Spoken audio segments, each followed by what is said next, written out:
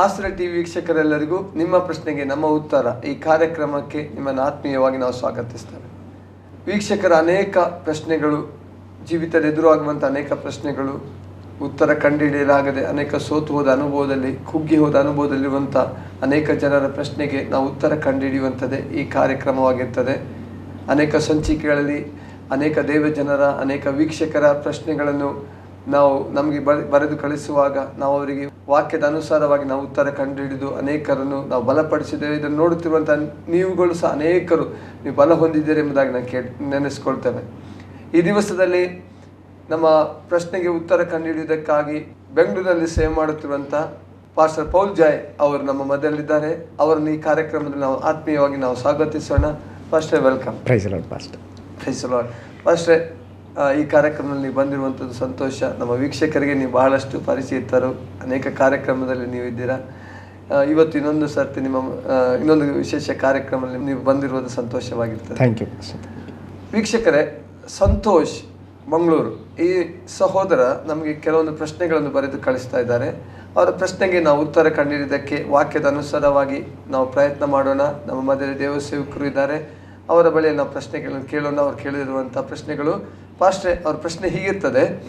ಅವರು ಮೊದಲ ಪ್ರಶ್ನೆ ಹೀಗೆ ಹೇಳ್ತಾರೆ: ನನ್ನ ಜೀವಿತಕ್ಕಾಗಿ ದೇವರ ಚಿತ್ತವನ್ನು ತಿಳಿದುಕೊಳ್ಳುವುದು ಹೇಗೆ? ಮತ್ತು ಅದರ ಮುಂದುವರೆದು ಅವರು ಕೇಳ್ತಾರೆ, ದೇವರ ಚಿತ್ತವನ್ನು ತಿಳಿದುಕೊಳ್ಳುವುದರ ಕುರಿತಾಗಿ ಸತ್ಯವೇದ ಏನು ಹೇಳ್ತದೆ? ನಮ್ಮ ಜೀವಿತದಲ್ಲಿ ದೇವರ ಚಿತ್ತವನ್ನು ತಿಳಿದುಕೊಳ್ಳುವುದು ಹೇಗೆ, ದೇವರ ಚಿತ್ತವನ್ನು ತಿಳಿದುಕೊಳ್ಳುವುದರ ಕುರಿತು ಸತ್ಯವೇದ ಏನು ತಿಳಿಸ್ತದೆ? ಒಂದು ಒಳ್ಳೆಯ ಪ್ರಶ್ನೆ ಕೇಳಿದ್ದಾರೆ ಪಾಸ್ಟರ್. ಯಾಕಂದರೆ ಇವತ್ತು ನಾವು ಜೀವಿಸ್ತಾ ಇರುವಂಥ ಈ ಯುಗದಲ್ಲಿ ಅನೇಕ ಕಾರ್ಯಗಳನ್ನು ಯೋಚನೆ ಮಾಡ್ತೇವೆ, ಆದರೆ ದೇವರ ಚಿತ್ತವನ್ನು ನಾವೇನು ಮಾಡ್ತೀವಿ ಅಂತ ಹೇಳಿದ್ರೆ ಬಿಟ್ಬಿಡ್ತೇವೆ. ಈಗ ಯಾವುದೋ ಒಬ್ಬ ವ್ಯಕ್ತಿಯನ್ನು ಕೇಳ್ರಿ, ನೀವು ಯಾಕೆ ಕೆಲಸ ಮಾಡ್ತೀರಾ? ಅವ್ರು ಹೇಳ್ತಾರೆ, ಊಟ ಮಾಡೋದಕ್ಕೆ. ಯಾಕೆ ಊಟ ಮಾಡ್ತೀರಾ? ಕೆಲಸ ಮಾಡೋದಕ್ಕೆ. ತಿರುಗಿ ಅದೇ ಪ್ರಶ್ನೆಯನ್ನು ಕೇಳಿ, ನೀವು ಯಾಕೆ ಜೀವಿಸ್ತಾ ಇದ್ದೀರಾ? ಕೆಲಸ ಮಾಡಲಿಕ್ಕೆ. ಯಾಕೆ ಕೆಲಸ ಮಾಡ್ತೀರಾ? ಜೀವಿಸೋದಕ್ಕೆ. ಈ ಎರಡು ಕಾರ್ಯಗಳನ್ನು ಬಿಟ್ಟು ಬಾಕಿ ಬೇರೆ ಯಾವುದು ಹೇಳೋದೇ ಇಲ್ಲ. ಆದರೆ ದೇವರ ವಾಕ್ಯ ಹೇಳ್ತದೆ, ದೇವರು ಒಬ್ಬ ಮನುಷ್ಯನನ್ನು ಕೇವಲ ಊಟ ಮಾಡುವುದಕ್ಕೂ ಜೀವಿಸುವುದಕ್ಕೂ ಕೆಲಸ ಮಾಡುವುದಕ್ಕೂ ಸೃಷ್ಟಿ ಮಾಡಲಿಲ್ಲ. ದೇವರು ಮನುಷ್ಯನನ್ನು ಸೃಷ್ಟಿ ಮಾಡಿದ ಉದ್ದೇಶವೇ ತನ್ನ ಜೀವಿತದಲ್ಲಿ ದೇವರ ಚಿತ್ತವನ್ನು ತಿಳಿದುಕೊಳ್ಬೇಕು. ದೇವರ ಚಿತ್ತವನ್ನು ತಿಳಿದುಕೊಳ್ಬೇಕು. ಒಂದು ಮಾತಿನಲ್ಲಿ ಹೇಳೋದಾದ್ರೆ ಪಾಸ್ಟ್ರೆ, ಯೇಸು ಸ್ವಾಮಿ ಕೂಡ ಈ ಲೋಕಕ್ಕೆ ಪಾಪಿಗಳನ್ನು ರಕ್ಷಿಸುವುದಕ್ಕಾಗಿ ಬಂದರೂ ಯೇಸು ಸ್ವಾಮಿ ಅಧಿಕವಾಗಿ ಹೇಳಿದಂಥ ಮಾತಿದೆ. ಏನಂತ ಹೇಳಿದ್ರೆ, ನಾನು ಪಾಪಿಗಳನ್ನು ಹುಡುಕೊಂಡು ಬಂದೆ, ರಕ್ಷಿಸಲಿಕ್ಕೆ ಬಂದೆ, ಸರಿನೇ. ಆದರೆ ಅದಕ್ಕಿಂತಲೂ ಒಂದು ಹೆಚ್ಚಿನ ಕಾರ್ಯನ ಆಗಾಗ ಯೇಸು ಸ್ವಾಮಿ ಹೇಳಿದ್ದಾರೆ. ಏನಂತ ಹೇಳಿದ್ರೆ, ನಾನು ತಂದೆಯ ಚಿತ್ತವನ್ನು ಮಾಡುವುದಕ್ಕಾಗಿ ಬಂದಿದ್ದೇನೆ. ಅದ್ಭುತ ಮಾಡಲಿಕ್ಕೆ ಬಂದಿಲ್ಲ, ದೆವ್ವಗಳನ್ನು ಓಡಿಸಲಿಕ್ಕೆ ಬಂದಿಲ್ಲ. ಅವೆಲ್ಲವುಗಳಿಗಿಂತ ಹೆಚ್ಚಾಗಿ ನನ್ನ ತಂದೆ ಒಂದು ಉದ್ದೇಶಕ್ಕಾಗಿ ಈ ಭೂಮಿಗೆ ಕಳಿಸಿದ್ದಾರೆ. ತಂದೆಯ ಚಿತ್ತವನ್ನು ಮಾಡುವುದಕ್ಕಾಗಿ ನಾನು ಈ ಭೂಮಿಗೆ ಬಂದಿದ್ದೇನೆ.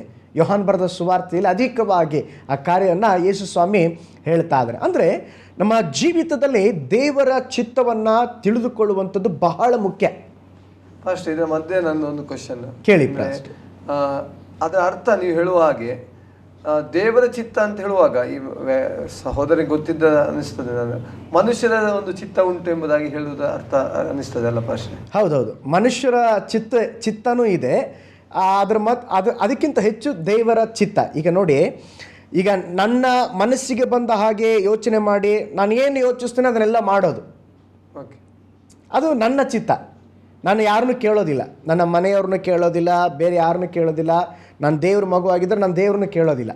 ನನ್ನ ಇಷ್ಟ ಬಂದ ಹಾಗೆ ನನಗೇನು ತೋಚುತ್ತದೆಯೋ ಹಾಗೆ ಮಾಡ್ತಾನೆ. ನನ್ನ ಮನಸ್ಸು ಏನು ಹೇಳ್ತದೆಯೋ ಅದನ್ನು ಮಾಡ್ತದೆ. ಅದು ಒಬ್ಬ ವೈಯಕ್ತಿಕವಾದ ಜೀವನದ ಒಂದು ಚಿತ್ತ ಆಗಿರ್ತದೆ. ಆದರೆ ದೇವರ ಚಿತ್ತ ಅಂತ ಹೇಳಿದ್ರೆ ನನಗೆ ಆಪ್ಷನ್ ಇಲ್ಲ, 50-50 ಇಲ್ಲ. ನಂದು ಅರ್ಧ ದೇವ್ರದ್ದು ಅರ್ಧ, ಹಾಗೂ ಇಲ್ಲ. ದೇವರು ಏನು ಹೇಳ್ತಾರೋ ಅದನ್ನು 100% ಮಾಡುವಂಥದ್ದು. ಇದನ್ನು ಮಾಡು ಅಂತ ಹೇಳಿದ್ರೆ ಅದನ್ನು ಮಾಡುವಂಥದ್ದು. ಅದು ದೇವರ ಚಿತ್ತ ಅಥವಾ ದೇವರ ಯೋಜನೆ ಎಂಬುದಾಗಿ ಹೇಳ್ಬೋದು ಪಾಸ್ಟರ್. ಈಗ ನೀವು ಅದೇ ಆ ಸಹೋದರರು ಕೇಳಿದ್ರಲ್ವಾ, ನಮ್ಮ ಜೀವಿತದಲ್ಲಿ ದೇವರ ಚಿತ್ತವನ್ನು ಹೇಗೆ ತಿಳಿದುಕೊಳ್ಳೋದು. ಈಗಾಗಲೇ ನಾನು ಹೇಳ್ತಾ ಇದ್ದೆ ದೇವರ ಚಿತ್ತದ ಪ್ರಾಮುಖ್ಯತೆ ಹೇಗೆ. ನೋಡಿ, ಯೇಸು ಸ್ವಾಮಿ ಕೂಡ ಒಂದು ಸಾರಿ ಬಂದ್ಬಿಟ್ಟು ಯೇಸು ಸ್ವಾಮಿಯ ಸಹೋದರರು ತಾಯಿ ಬಂದಿದ್ದಾರೆ ಯೇಸು ಸ್ವಾಮಿ ನೋಡುವುದಕ್ಕಾಗಿ. ಅವರು ಸೇವೆ ಮಾಡಿದ ನಂತರವಾಗಿ ಅಲ್ಲಿಲ್ಲೆಲ್ಲ ಹೋಗಿ ಸೇವೆ ಮಾಡ್ತಾಯಿದ್ರು ಬಹಿರಂಗವಾಗಿ. ಈಗ ಬಹಿರಂಗ ಸೇವೆ ಮಾಡುವಾಗ ಎಲ್ಲ ಯೇಸು ಸ್ವಾಮಿ ಸಹೋದರು ಬಂದಿದ್ದಾರೆ, ತಾಯಿ ಬಂದಿದ್ದಾರೆ ಅಂತೇಳಿ ಶಿಷ್ಯರು ಬಂದು ಯೇಸು ಸ್ವಾಮಿ ಹತ್ರ ಹೇಳ್ತಾ ಇದ್ದಾರೆ, ನಿಮ್ಮ ಸಹೋದರರು ತಾಯಿ ನಿಮ್ಮನ್ನು ನೋಡಲಿಕ್ಕೆ ಬಂದಿದ್ದಾರೆ. ಒಂದು ಫ್ಯಾಮಿಲಿ ಮೆಂಬರ್ ಅಂದರೆ ಸ್ವಲ್ಪ ಗೌರವ ಜಾಸ್ತಿ ಇರ್ತದಲ್ವ. ಹಾಗೆ ಯೇಸು ಸ್ವಾಮಿಯಲ್ಲಿ ಒಂದು ಮಾತು ಹೇಳ್ತಾ ಇದ್ದಾರೆ, ಮಾರ್ಕನ ಬರೆದ ಸುವಾರ್ತೆ 3ನೇ ಅಧ್ಯಾಯ 35ನೇ ವಾಕ್ಯ. ದೇವರ ಚಿತ್ತದಂತೆ ನಡೆಯುವವನೇ ನನಗೆ ತಮ್ಮನು ತಂಗಿಯೂ ತಾಯಿಯೂ ಆಗಿರಬೇಕು ಅಂದನು. ನೋಡಿ, ಅಲ್ಲಿ ಯೇಸು ಸ್ವಾಮಿ ಹೇಳ್ತಾ ಇದ್ದಾರೆ, ನನ್ನ ತಾಯಿ ಬಂದಿದ್ದಾರಾ, ನನ್ನ ಸಹೋದರ ಬಂದಿದ್ದಾರಾ, ಕರೀರಿ ಆ ರೀತಿ ಯೇಸು ಸ್ವಾಮಿ ಹೇಳಿಲ್ಲ. ಅಲ್ಲಿ ಯೇಸು ಸ್ವಾಮಿ ಅದಕ್ಕೆ ವ್ಯತಿರಿಕ್ತವಾಗಿ ಬೇರೆ ಒಂದು ಕಾರ್ಯ ಹೇಳ್ತಾ ಇದ್ದಾರೆ. ಅಲ್ಲಿ ಯೇಸು ಸ್ವಾಮಿ ಹೇಳ್ತಾ ಇದ್ದಾರೆ ಏನಂತ ಹೇಳಿದ್ರೆ, ದೇವರ ಚಿತ್ತದಂತೆ ನಡೆಯುವವನು ನನ್ನ ತಮ್ಮನು ತಂಗಿಯೂ ತಾಯಿಯೂ ಆಗಬೇಕು. ಹಾಗಾದರೆ ದೇವರ ಚಿತ್ತ ಬಹಳ ಇಂಪಾರ್ಟೆಂಟ್ ರೀ. ಇಲ್ಲಿ ಯೇಸು ಸ್ವಾಮಿ ಹೇಳ್ತಾ ಇದ್ದಾರೆ, ಯಾರು ನನ್ನ ಚಿತ್ತವನ್ನು ಮಾಡ್ತಾರೋ ಅಥವಾ ದೇವರ ಚಿತ್ತವನ್ನು ಮಾಡ್ತಾರೋ ಆ ವ್ಯಕ್ತಿ ದೇವರ ಸಮೀಪದಲ್ಲಿ ಬರ್ತಾನೆ, ದೇವರ ಹತ್ತಿರದಲ್ಲಿ ಇರ್ತಾನೆ. ಆದ್ದರಿಂದ ಪ್ರತಿಯೊಬ್ಬರ ಕುರಿತಾಗಿ ಒಂದು ದೇವರ ಚಿತ್ತ ಇದೆ, ಪ್ರತಿಯೊಬ್ಬರ ಕುರಿತಾಗಿ ದೇವರ ಚಿತ್ತ ಇದೆ. ಆ ಚಿತ್ತವನ್ನು ನಾವು ಏನು ಮಾಡಬೇಕಂತ ಹೇಳಿದ್ರೆ ನಾವು ಹೇಳಬೇಕು. ಅದಕ್ಕೆ ಯೇಸು ಸ್ವಾಮಿ ಕೂಡ ನೋಡ್ರಿ ಈ ಪರಲೋಕದ ಪ್ರಾರ್ಥನೆ ಕಳಿಸ್ಕೊಟ್ರು. ಯೇಸು ಸ್ವಾಮಿ ಹತ್ರ ಬಂದು ಶಿಷ್ಯರು ಕೇಳ್ತಾ ಇದ್ದಾರೆ, ಸ್ವಾಮಿ ನಮಗೆ ಪ್ರೇಯರ್ ಮಾಡೋದು ಗೊತ್ತಿಲ್ಲ, ಪ್ರೇಯರ್ ಮಾಡೋದು ಕಲಿಸ್ಕೊಡ್ರಿ ಅಂತ ಹೇಳಿದಾಗ ಅವರು ಒಂದು ಉದ್ದವಾದ ಪ್ರಾರ್ಥನೆಯನ್ನು ಕಲಿಸ್ಕೊಡ್ಲಿಲ್ಲ. ನಮ್ಮೆಲ್ಲರಿಗೂ ಚಿರಪರಿಚಿತವಾಗಿರುವಂಥ ಪ್ರಾರ್ಥನೆ, ಪರಲೋಕದ ಪ್ರಾರ್ಥನೆ.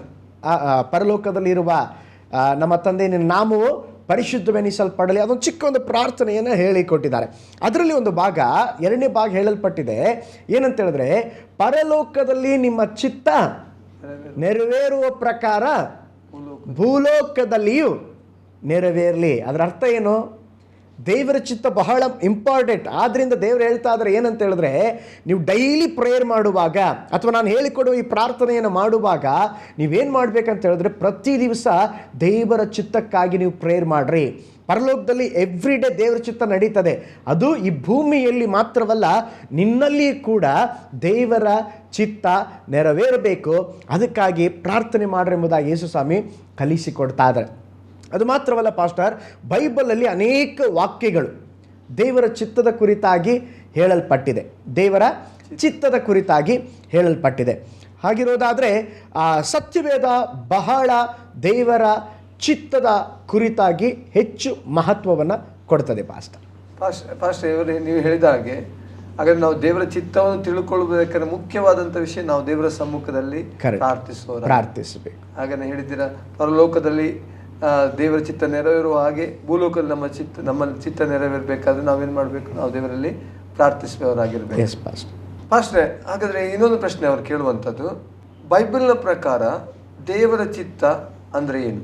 ಒಳ್ಳೆಯ ಪ್ರಶ್ನೆ ಕೇಳಿದ್ದಾರೆ ಪಾಸ್ಟರ್. ಸಂತೋಷ್ ಅವ್ರಿಗೆ ಒಳ್ಳೆ ದೇವರ ಚಿತ್ತದ ಬಗ್ಗೆ ಚೆನ್ನಾಗಿ ತಿಳ್ಕೊಬೇಕಂತೇಳಿ ಇನ್ನೊಂದು ಪ್ರಶ್ನೆಯನ್ನು ಅವರೇ ಕೇಳಿರೋದಲ್ವ? Very good. ಹಾಗಾದರೆ ನೋಡ್ರಿ, ಅಪೊಸ್ತಲ ಪೌಲನು ಹೇಳ್ತಾನೆ, 1 ಥೆಸಲೋನಿಕ ಬರೆದ ಪತ್ರಿಕೆ 5ನೇ ಅಧ್ಯಾಯ 18ನೇ ವಾಕ್ಯ. 1 ಥೆಸಲೋನಿಕ ಬರೆದ ಪತ್ರಿಕೆ 5ನೇ ಅಧ್ಯಾಯ 18ನೇ ವಾಕ್ಯ ಓದಿ ಪಾಸ್ಟರ್. ಎಲ್ಲದರಲ್ಲಿಯೂ ನೋಡ್ರಿ, ಎಲ್ಲದರಲ್ಲಿ ಕೃತಜ್ಞತಾ ಸ್ತುತಿ ಮಾಡಿರಿ, ಇದೇ ನಿಮ್ಮ ವಿಷಯವಾಗಿ ಕ್ರಿಸ್ತ ಯೇಸುವಿನಲ್ಲಿ ತೋರಿ ಬಂದ ದೇವರ ಚಿತ್ತ. 17ನೇ ವಾಕ್ಯದಿಂದ ಓದಿ ಪಾಸ್ಟರ್. ಯಾವಾಗಲೂ ಸಂತೋಷಿಸಿರಿ, ಎಡೆಬಿಡದೆ ಪ್ರಾರ್ಥನೆ ಮಾಡಿರಿ, ಎಲ್ಲದರಲ್ಲಿಯೂ ಕೃತಜ್ಞತಾ ಸ್ತುತಿ ಮಾಡಿರಿ, ಇದೇ ನಿಮ್ಮ ವಿಷಯವಾಗಿ ಕ್ರಿಸ್ತ ಯೇಸುವಿನಲ್ಲಿ ತೋರಿ ಬಂದ ದೇವರ ಚಿತ್ತ. ಓಕೆ, ನೋಡಿ ಪಾಸ್ಟರ್, ಈಗ ನಾವು ಹೇಳಿದ್ವಿ ದೇವರ ಚಿತ್ತ ಅಂತ ಹೇಳ್ತಾ ಇದ್ವಿ. ಏನ್ ದೇವರ ಚಿತ್ತ? ಪೌಲ ಸಿಂಪಲ್ ಆಗಿ ಹೇಳ್ತಾ ಇದ್ದಾನೆ, ನಮ್ಮ ಜೀವನದಲ್ಲಿ ದೇವರ ಚಿತ್ತ ಏನಂತೇಳಿ 1 ಥೆಸಲೋನಿಕ 5ನೇ ಅಧ್ಯಾಯ 17 ಮತ್ತು 18ನೇ ವಾಕ್ಯದಲ್ಲಿ 3 ಸಂಗತಿಯನ್ನು ಹೇಳ್ತಾ ಇದ್ದಾನೆ. ಫಸ್ಟ್ ಏನು ಪಾಸ್ಟರ್? 17ನೇ ವಾಕ್ಯ ಫಸ್ಟು, ಯಾವಾಗಲೂ ಸಂತೋಷಿಸ್ರಿ. ದೇವರ ಚಿತ್ತ ಅಂತ ಹೇಳಿದ್ರೆ ನಾವು ಬೆಟ್ಟ ಹುಡ್ಕೊಂಡು ಹೋಗ್ಬೇಕಂತ ಅವಶ್ಯಕತೆ ಇಲ್ಲ, ಬೈಬಲಲ್ಲೇ ಇದೆ. ಯಾವುದು ದೇವರ ಚಿತ್ತ, ನಾವು ಹೇಗೆ ನಡಿಬೇಕಂತ ಬೈಬಲ್ ಇದೆ. ಪೌಲನು ಹೇಳ್ತಾ ಇದ್ದಾನೆ, ಯಾವಾಗಲೂ ಸಂತೋಷ ಪಡ್ರಿ. ದೇವರ ಚಿತ್ತ ಏನಂತ ಹೇಳಿದ್ರೆ ನಾವು ಯಾವಾಗಲೂ ಹ್ಯಾಪಿ ಆಗಿರ್ಬೇಕು ಪಾಸ್ಟರ್. ಕೆಲವರು ನೋಡ್ರಿ, ಈ ವಾಲ್ ಕ್ಲಾಕ್ ಥರ, ಅದು ಯಾವುದೋ ಒಂದು ಸಮಯ ಹೇಳ್ತಾರೆ, 12 ಗಂಟೆನೇ ಎಷ್ಟು ಪಾಸ್ಟರ್? ಈಗ ಒಂದು ವಾಲ್ ಕ್ಲಾಕ್ ಥರ 6 ಗಂಟೆನಾ, ಇವ್ರ ಮುಖ 6 ಗಂಟೆ ಥರ ಇದೆ ಅಂತ ಹೇಳ್ತಾರೆ. ಬೇರೆಯವ್ರ ಮುಖ ಇರ್ಬೋದು, ದೇವ್ರ ಮಕ್ಕಳ ಮುಖ ಹಂಗೆ ಇರಬಾರ್ದು. ದೇವ್ರ ಚಿತ್ತ ಏನಂತ ಹೇಳಿದ್ರೆ ನಾವು ಯಾವಾಗಲೂ ಸಂತೋಷ ಇರಬೇಕು. ಕೆಲವರು ಚರ್ಚಿಗೆ ಕೂಡ ಬರ್ತಾ ಇಲ್ಲ ಪಾಸ್ಟರ್, ಯಾಕೆ ಗೊತ್ತಾ? ಇವ್ರು ಚರ್ಚ್ ಒಳಗಡೆ ಹೋಗುವಾಗಲೇ ಏನೋ ಒಂಥರ ಶವ ಸಂಸ್ಕಾರದ ಆರಾಧನೆ ಥರ ಹೋಗ್ತಾರೆ, ಅಲ್ಲಿಂದ ವಾಪಸ್ ಬರುವಾಗಲೂ ಅದೇ ಥರ ಬರ್ತಾರೆ. ಜನಕ್ಕೆ ಭಯ, ನಾವು ಚರ್ಚಿಗೆ ಬಂದರೆ ಇವ್ರ ಥರನೇ ಆಗ್ಬಿಡ್ತೀವಿ ಅಂತೇಳಿ ಆ ಸಂತೋಷವನ್ನು ಎಲ್ಲ ಕಳ್ಕೊಂಡು ಬಿಟ್ಟಿದ್ದಾರೆ. ಅದಕ್ಕೆ ಬೈಬಲ್ ಹೇಳ್ತಾರೆ, ಕಳ್ಳನ ಕದ್ದುಕೊಳ್ಳೋದಕ್ಕೆ ಏನು ಕದ್ಕೊಳ್ತಾನೆ? ಚಿನ್ನ ಬೆಳ್ಳಿ ಕದ್ಕೊಳ್ಳಲ್ರಿ, ದೈವ ಮಕ್ಕಳಲ್ಲಿ ಫಸ್ಟ್ ಕದ್ಕೊಳ್ಳೋದು ಸಂತೋಷ. ಇವತ್ತು ಅನೇಕ ಕುಟುಂಬಗಳಲ್ಲಿ ಯೌವನಸ್ಥರ ಜೀವನದಲ್ಲಿ ಫಸ್ಟ್ ಅವನು ಏನು ಕದ್ಕೊಳ್ತಾನೆ ಅಂತ ಹೇಳಿದ್ರೆ ಸಂತೋಷವನ್ನು ಕದ್ಕೊಳ್ತಾನೆ. ಆದರೆ ಇಲ್ಲಿ ವಾಕ್ಯ ಹೇಳ್ತದೆ ಏನಂತ ಹೇಳಿದ್ರೆ, ದೇವರ ಚಿತ್ತ ಏನಂತ ಹೇಳಿದ್ರೆ ನಾವು ಯಾವಾಗಲೂ ಸಂತೋಷವಾಗಿರ್ಬೇಕಂತೆ. ಕ್ರಿಸ್ಮಸ್ ಬಂದಾಗ ಮಾತ್ರ ಅಲ್ಲ ಪಾಸ್ಟರ್, ಕೆಲವರು ಕ್ರಿಸ್ಮಸ್ ಬಂದರೆ ಮಾತ್ರ, ಈಗ ಈಸ್ಟರ್ ಬರಲಿಕ್ಕೆ ಯಾವಾಗಲೂ ಕೂಡ ಕೆಲವರು ಗುಡ್ ಫ್ರೈಡೇ ಬಂದರೆ ದುಃಖದ ಶುಕ್ರವಾರ ಅಂತ ಹೇಳ್ತಾರೆ, ಈಸ್ಟರ್ ಬಂದರೆ ಕೆಲವರು ಬಹಳ ಸಂತೋಷವಾಗಿ ಇರ್ತಾರೆ. ಹಾಗಲ್ಲ, ದೇವ ಮಕ್ಕಳಿಗೆ 365 ದಿನವೂ ಸಂತೋಷವುಳ್ಳವರಾಗಿರ್ಬೇಕು. ಈ ದಿನವು ಕರ್ತನು ಉಂಟು ಮಾಡಿದ ದಿನ. ಈ ದಿನದಲ್ಲಿ ನಾವೇನು ಮಾಡೋಣ? ಉಲ್ಲಾಸ ಪಡೋಣ, ಸಂತೋಷ ಪಡೋಣ ಎಂಬುದಾಗಿ ದೇವರ ವಾಕ್ಯ ಹೇಳ್ತದೆ. ಹಾಗಾದರೆ ನಾವು ಯಾವಾಗಲೂ ಸಂತೋಷವಾಗಿರಬೇಕು, ಇದು ದೇವರ ಚಿತ್ತ. ನಾವು ದುಃಖದಿಂದ ವೇದನೆಯಿಂದ ಯಾವಾಗಲೂ ಏನೋ ಒಂಥರ ಇದರಿಂದ ಇರೋದು ಅದು ದೇವರ ಚಿತ್ತ ಅಲ್ಲ. ದೇವರ ಚಿತ್ತ ಬೈಬಲ್ ಪ್ರಕಾರ ಏನಂತ ಹೇಳಿದ್ರೆ ನಾವು ಯಾವಾಗಲೂ ಸಂತೋಷವಾಗಿರ್ಬೇಕು. First point pastor. ಎರಡನೇದಾಗಿ ಓದಿ ಪಾಸ್ಟರ್, ಏನಿದೆ? ಎಡಬಿಡದೆ ಪ್ರಾರ್ಥನೆ ಮಾಡಿ. ಎಡಬಿಡದೆ ಪ್ರಾರ್ಥನೆ ಮಾಡ್ರಿ. ಕೆಲ ಹೇಳ್ತಾರೆ, ಪಾಸ್ಟರ್ ನನ್ನ ಕುರಿತು ದೇವ್ರ ಚಿತ್ತ ಏನು ಪಾಸ್ಟರ್ ಹೇಳಿ, ಪಾಸ್ಟರ್ ಹೇಳಿ ಪಾಸ್ಟರ್. ಬೈಬಲ್ ಆಲ್ರೆಡಿ ದೇವ್ರ ಚಿತ್ತ ಹೇಳ್ಬಿಟ್ಟಿದೆ. ಏನು ಹೇಳಲ್ಪಟ್ಟಿದೆ? ಎಡಬಿಡದೆ ಪ್ರಾರ್ಥನೆ ಮಾಡ್ರಿ. ಹೇಗೆ ಮಾಡ್ಬೇಕಂತ ಫಸ್ಟ್ ಪ್ರೇಯರ್? ಎಡಬಿಡದೆ ಅಂದರೆ ಪ್ರಾರ್ಥನೆ ಮಾಡೋದು ದೇವರ ಚಿತ್ತ. ಹೇಗೆ ಪ್ರೇಯರ್ ಅಂದರೆ ಎಡಬಿಡದೆ ನಾವು ಪ್ರೇಯರ್ ಮಾಡಬೇಕಂತೆ. ಎವ್ರಿ ಡೇ ದೇವರ ಸಮ್ಮುಖದಲ್ಲಿ ಎಷ್ಟು ಸಮಯ ಸಿಗುತ್ತದೆಯೋ ಅಷ್ಟು ಸಮಯ ನಾವು ಪ್ರಾರ್ಥನೆ ಮಾಡುವಾಗ ಅದರಲ್ಲಿ ದೇವರ ಚಿತ್ತ ಅಳಗೊಂಡಿದೆ.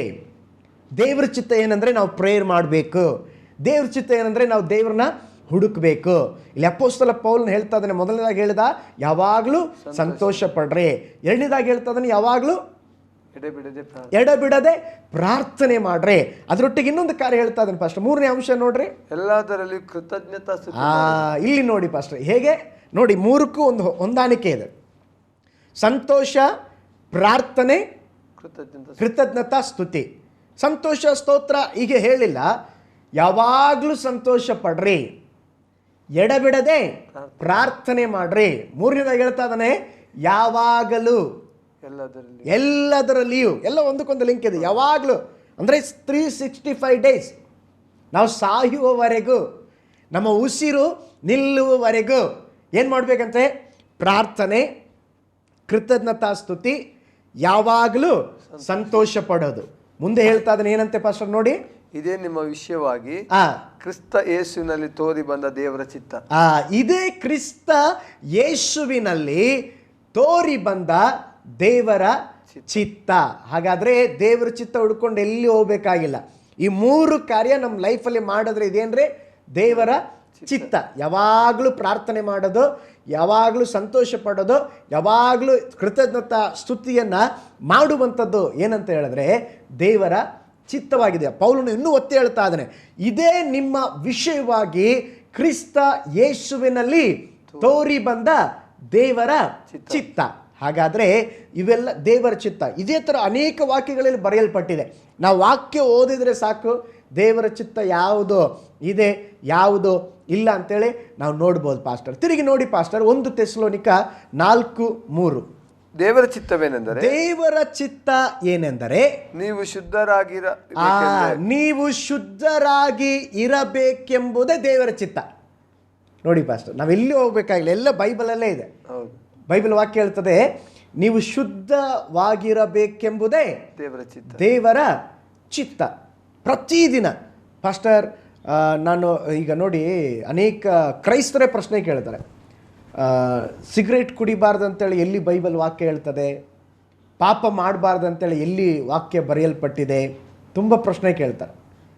ಆದರೆ ಯಾಕೆ ಕುಡಿಬಾರ್ದು ಅಂತ ಅದರ ವಿರುದ್ಧವಾಗಿ ಕೇಳೋದಿಲ್ಲ, ಹಿಂಗೆ. ಆದರೆ ಬೈಬಲ್ ಎಲ್ಲ ಕಾರ್ಯಗಳಿಗೂ ಬೈಬಲ್ ಉತ್ತರ ಹೇಳ್ತದೆ. ಇಲ್ಲಿ ವಾಕ್ಯ ಹೇಳ್ತದೆ, ನೀವು ಶುದ್ಧರಾಗಿರಬೇಕೆಂಬುದೇ ದೇವರ ಚಿತ್ತ. ಹಾಗಾದರೆ ಪ್ರತಿದಿನವೂ ನಮ್ಮನ್ನು ನಾವು ಕಾಪಾಡ್ಕೋಬೇಕು, ನಾವು ಶುದ್ಧವಾಗಿರಬೇಕು. ನಮ್ಮ ಯೋಚನೆಗಳಲ್ಲಿ, ನಮ್ಮ ಮಾತಿನಲ್ಲಿ, ಪ್ರತಿಯೊಂದು ಕಾರ್ಯಗಳಲ್ಲಿ ನಾವು ಶುದ್ಧವಾಗಿ ನಡೆಯುವಾಗ ಅದರ ಅರ್ಥ ಏನಂತ ಹೇಳಿದ್ರೆ ನಾವು ದೇವರ ಚಿತ್ತವನ್ನು ಮಾಡ್ತಾ ಇದ್ದೇವೆ. ಅದು ದೇವರ ಚಿತ್ತ. ಅಪೊಸ್ತಲ ಪೌಲ್ ಹೇಳ್ತಾ ಇದ್ದಾನೆ, ನೀವು ಶುದ್ಧವಾಗಿರಬೇಕೆಂಬುದೇ ದೇವರ ಚಿತ್ತ. ಮುಂದೆ ಇನ್ನೊಂದು ಪದ ಹೇಳ್ತಾ ಇದ್ದಾನೆ, ಓದಿ ಪಾಸ್ಟರ್. ಆದುದರಿಂದ ಆದರಕ್ಕೆ ದೂರವಾಗಿರಬೇಕು, ಅಥವಾ ಪಾಪಕ್ಕೆ ನೀವೇನ್ ಮಾಡಿರಬೇಕು? ದೂರವಾಗಿರಬೇಕು. ಶುದ್ಧವಾಗಿರಬೇಕಾದದ್ದು ದೇವರ ಚಿತ್ತ ಪಾಸ್ಟ್. ಇನ್ನೊಂದು ವಾಕ್ಯ ಓದಿ ಪಾಸ್ಟ್. 1 ಪೇತ್ರ 2:15. 1 ಪೇತ್ರ 2:15. ತಿಳಿಯದೆ ಮಾತಾಡುವ ಮೂಢ ಜನರ ಬಾಯನ್ನ ನೀವು ಒಳ್ಳೆ ನಡತೆಯಿಂದ ಕಟ್ಟಬೇಕೆಂಬುದೇ ದೇವರ ಚಿತ್ತ. ಇಲ್ಲಿ ನೋಡಿ, ಅಪೊಸ್ತಲ ಪೇತ್ರನ ಹೇಳ್ತಾ ಇದ್ದಾನೆ ಏನಂತ ಹೇಳಿದ್ರೆ, ತಿಳಿಯದೆ ಮಾತಾಡುವ ಮೂಢ ಜನರ ಬಾಯನ್ನ ಯಾವುದರಿಂದ ಕಟ್ಟಬೇಕಂತೆ? ಒಳ್ಳೆ ನಡತೆ. ಬಾಯಿಗಳಿಂದ ಅಲ್ಲ ರೀ. ಇವತ್ತೆಲ್ಲ ಏನ್ ಮಾಡ್ತಾರೆ ಅಂತ ಹೇಳಿದ್ರೆ, ಇನ್ನೂ ನಾವು ಹಳೆ ಒಡಂಬಡಿಕೆಲ್ಲ ಜೀವಿಸ್ತಾ ಇದ್ದಾನೆ. ಅವ್ರು ಒಂದಂತ ಹೇಳಿದ್ರೆ ನಾವು 10 ಹೇಳಿ ಬಂದ್ಬಿಡ್ತೇವೆ. ನಾನು ಹೇಳೋದು ಕ್ರೈಸ್ತರ ಬಗ್ಗೆ. ಆದರೆ ಇಲ್ಲಿ ಪೇತ್ರನ ಹೇಳ್ತಾ ಇದ್ದಾನೆ ಏನಂತ ಹೇಳಿದ್ರೆ, ಮೂಢ ಜನರ ಬಾಯನ್ನ ಒಳ್ಳೆ ನಡತೆಯಿಂದ ನಾವೇನು ಮಾಡಬೇಕಂತೆ? ಕಟ್ಟಬೇಕಂತೆ, ಒಳ್ಳೆ ನಡತೆಯಿಂದ. ಅಷ್ಟೇ. ಇದು ಯಾಕೆ ನೀವು ಹೇಳಿದಿರಲ್ಲ, ಹೇಳಿ. ಇವತ್ತು ಕ್ರೈಸ್ತ ವಿಶ್ವಾಸಿಗಳು ಒಂದು ಮಾತು ಹಳೆ ಒಡಂಬಡಿಕೆ ಕಾಲದಲ್ಲಿ ಜೀವಿಸ್ತಿದ್ದಾರೆ, ಒಂದು ಮಾತು ಹೇಳಿದ್ರೆ 10 ಮಾತು ಹೇಳ್ತಾರೆ. ಫಾಸ್ಟ್ ಫುಡ್ ಅಲ್ಲ ಫಾಸ್ಟ್, ಈಗ ಫಾಸ್ಟ್ ಫುಡ್. ಅದರಿಂದ ಇದು ಒಳ್ಳೆ ನಡತೆಯಿಂದ ನಾವು ಕಟ್ಟಬೇಕಂತ ಹೇಳಿದ್ರೆ ನಾವು ಸ್ವಲ್ಪ ಟೈಮ್ ತಗೊಳ್ಬೇಕು, ನಮ್ಮ ನಡತೆ ನಾವು ಗಮನಿಸಿ. ಹಾಗೆ ಸರಿಯಾಗಿ ಹೇಳಿದ್ರಿ ಪಾಸ್ಟರ್.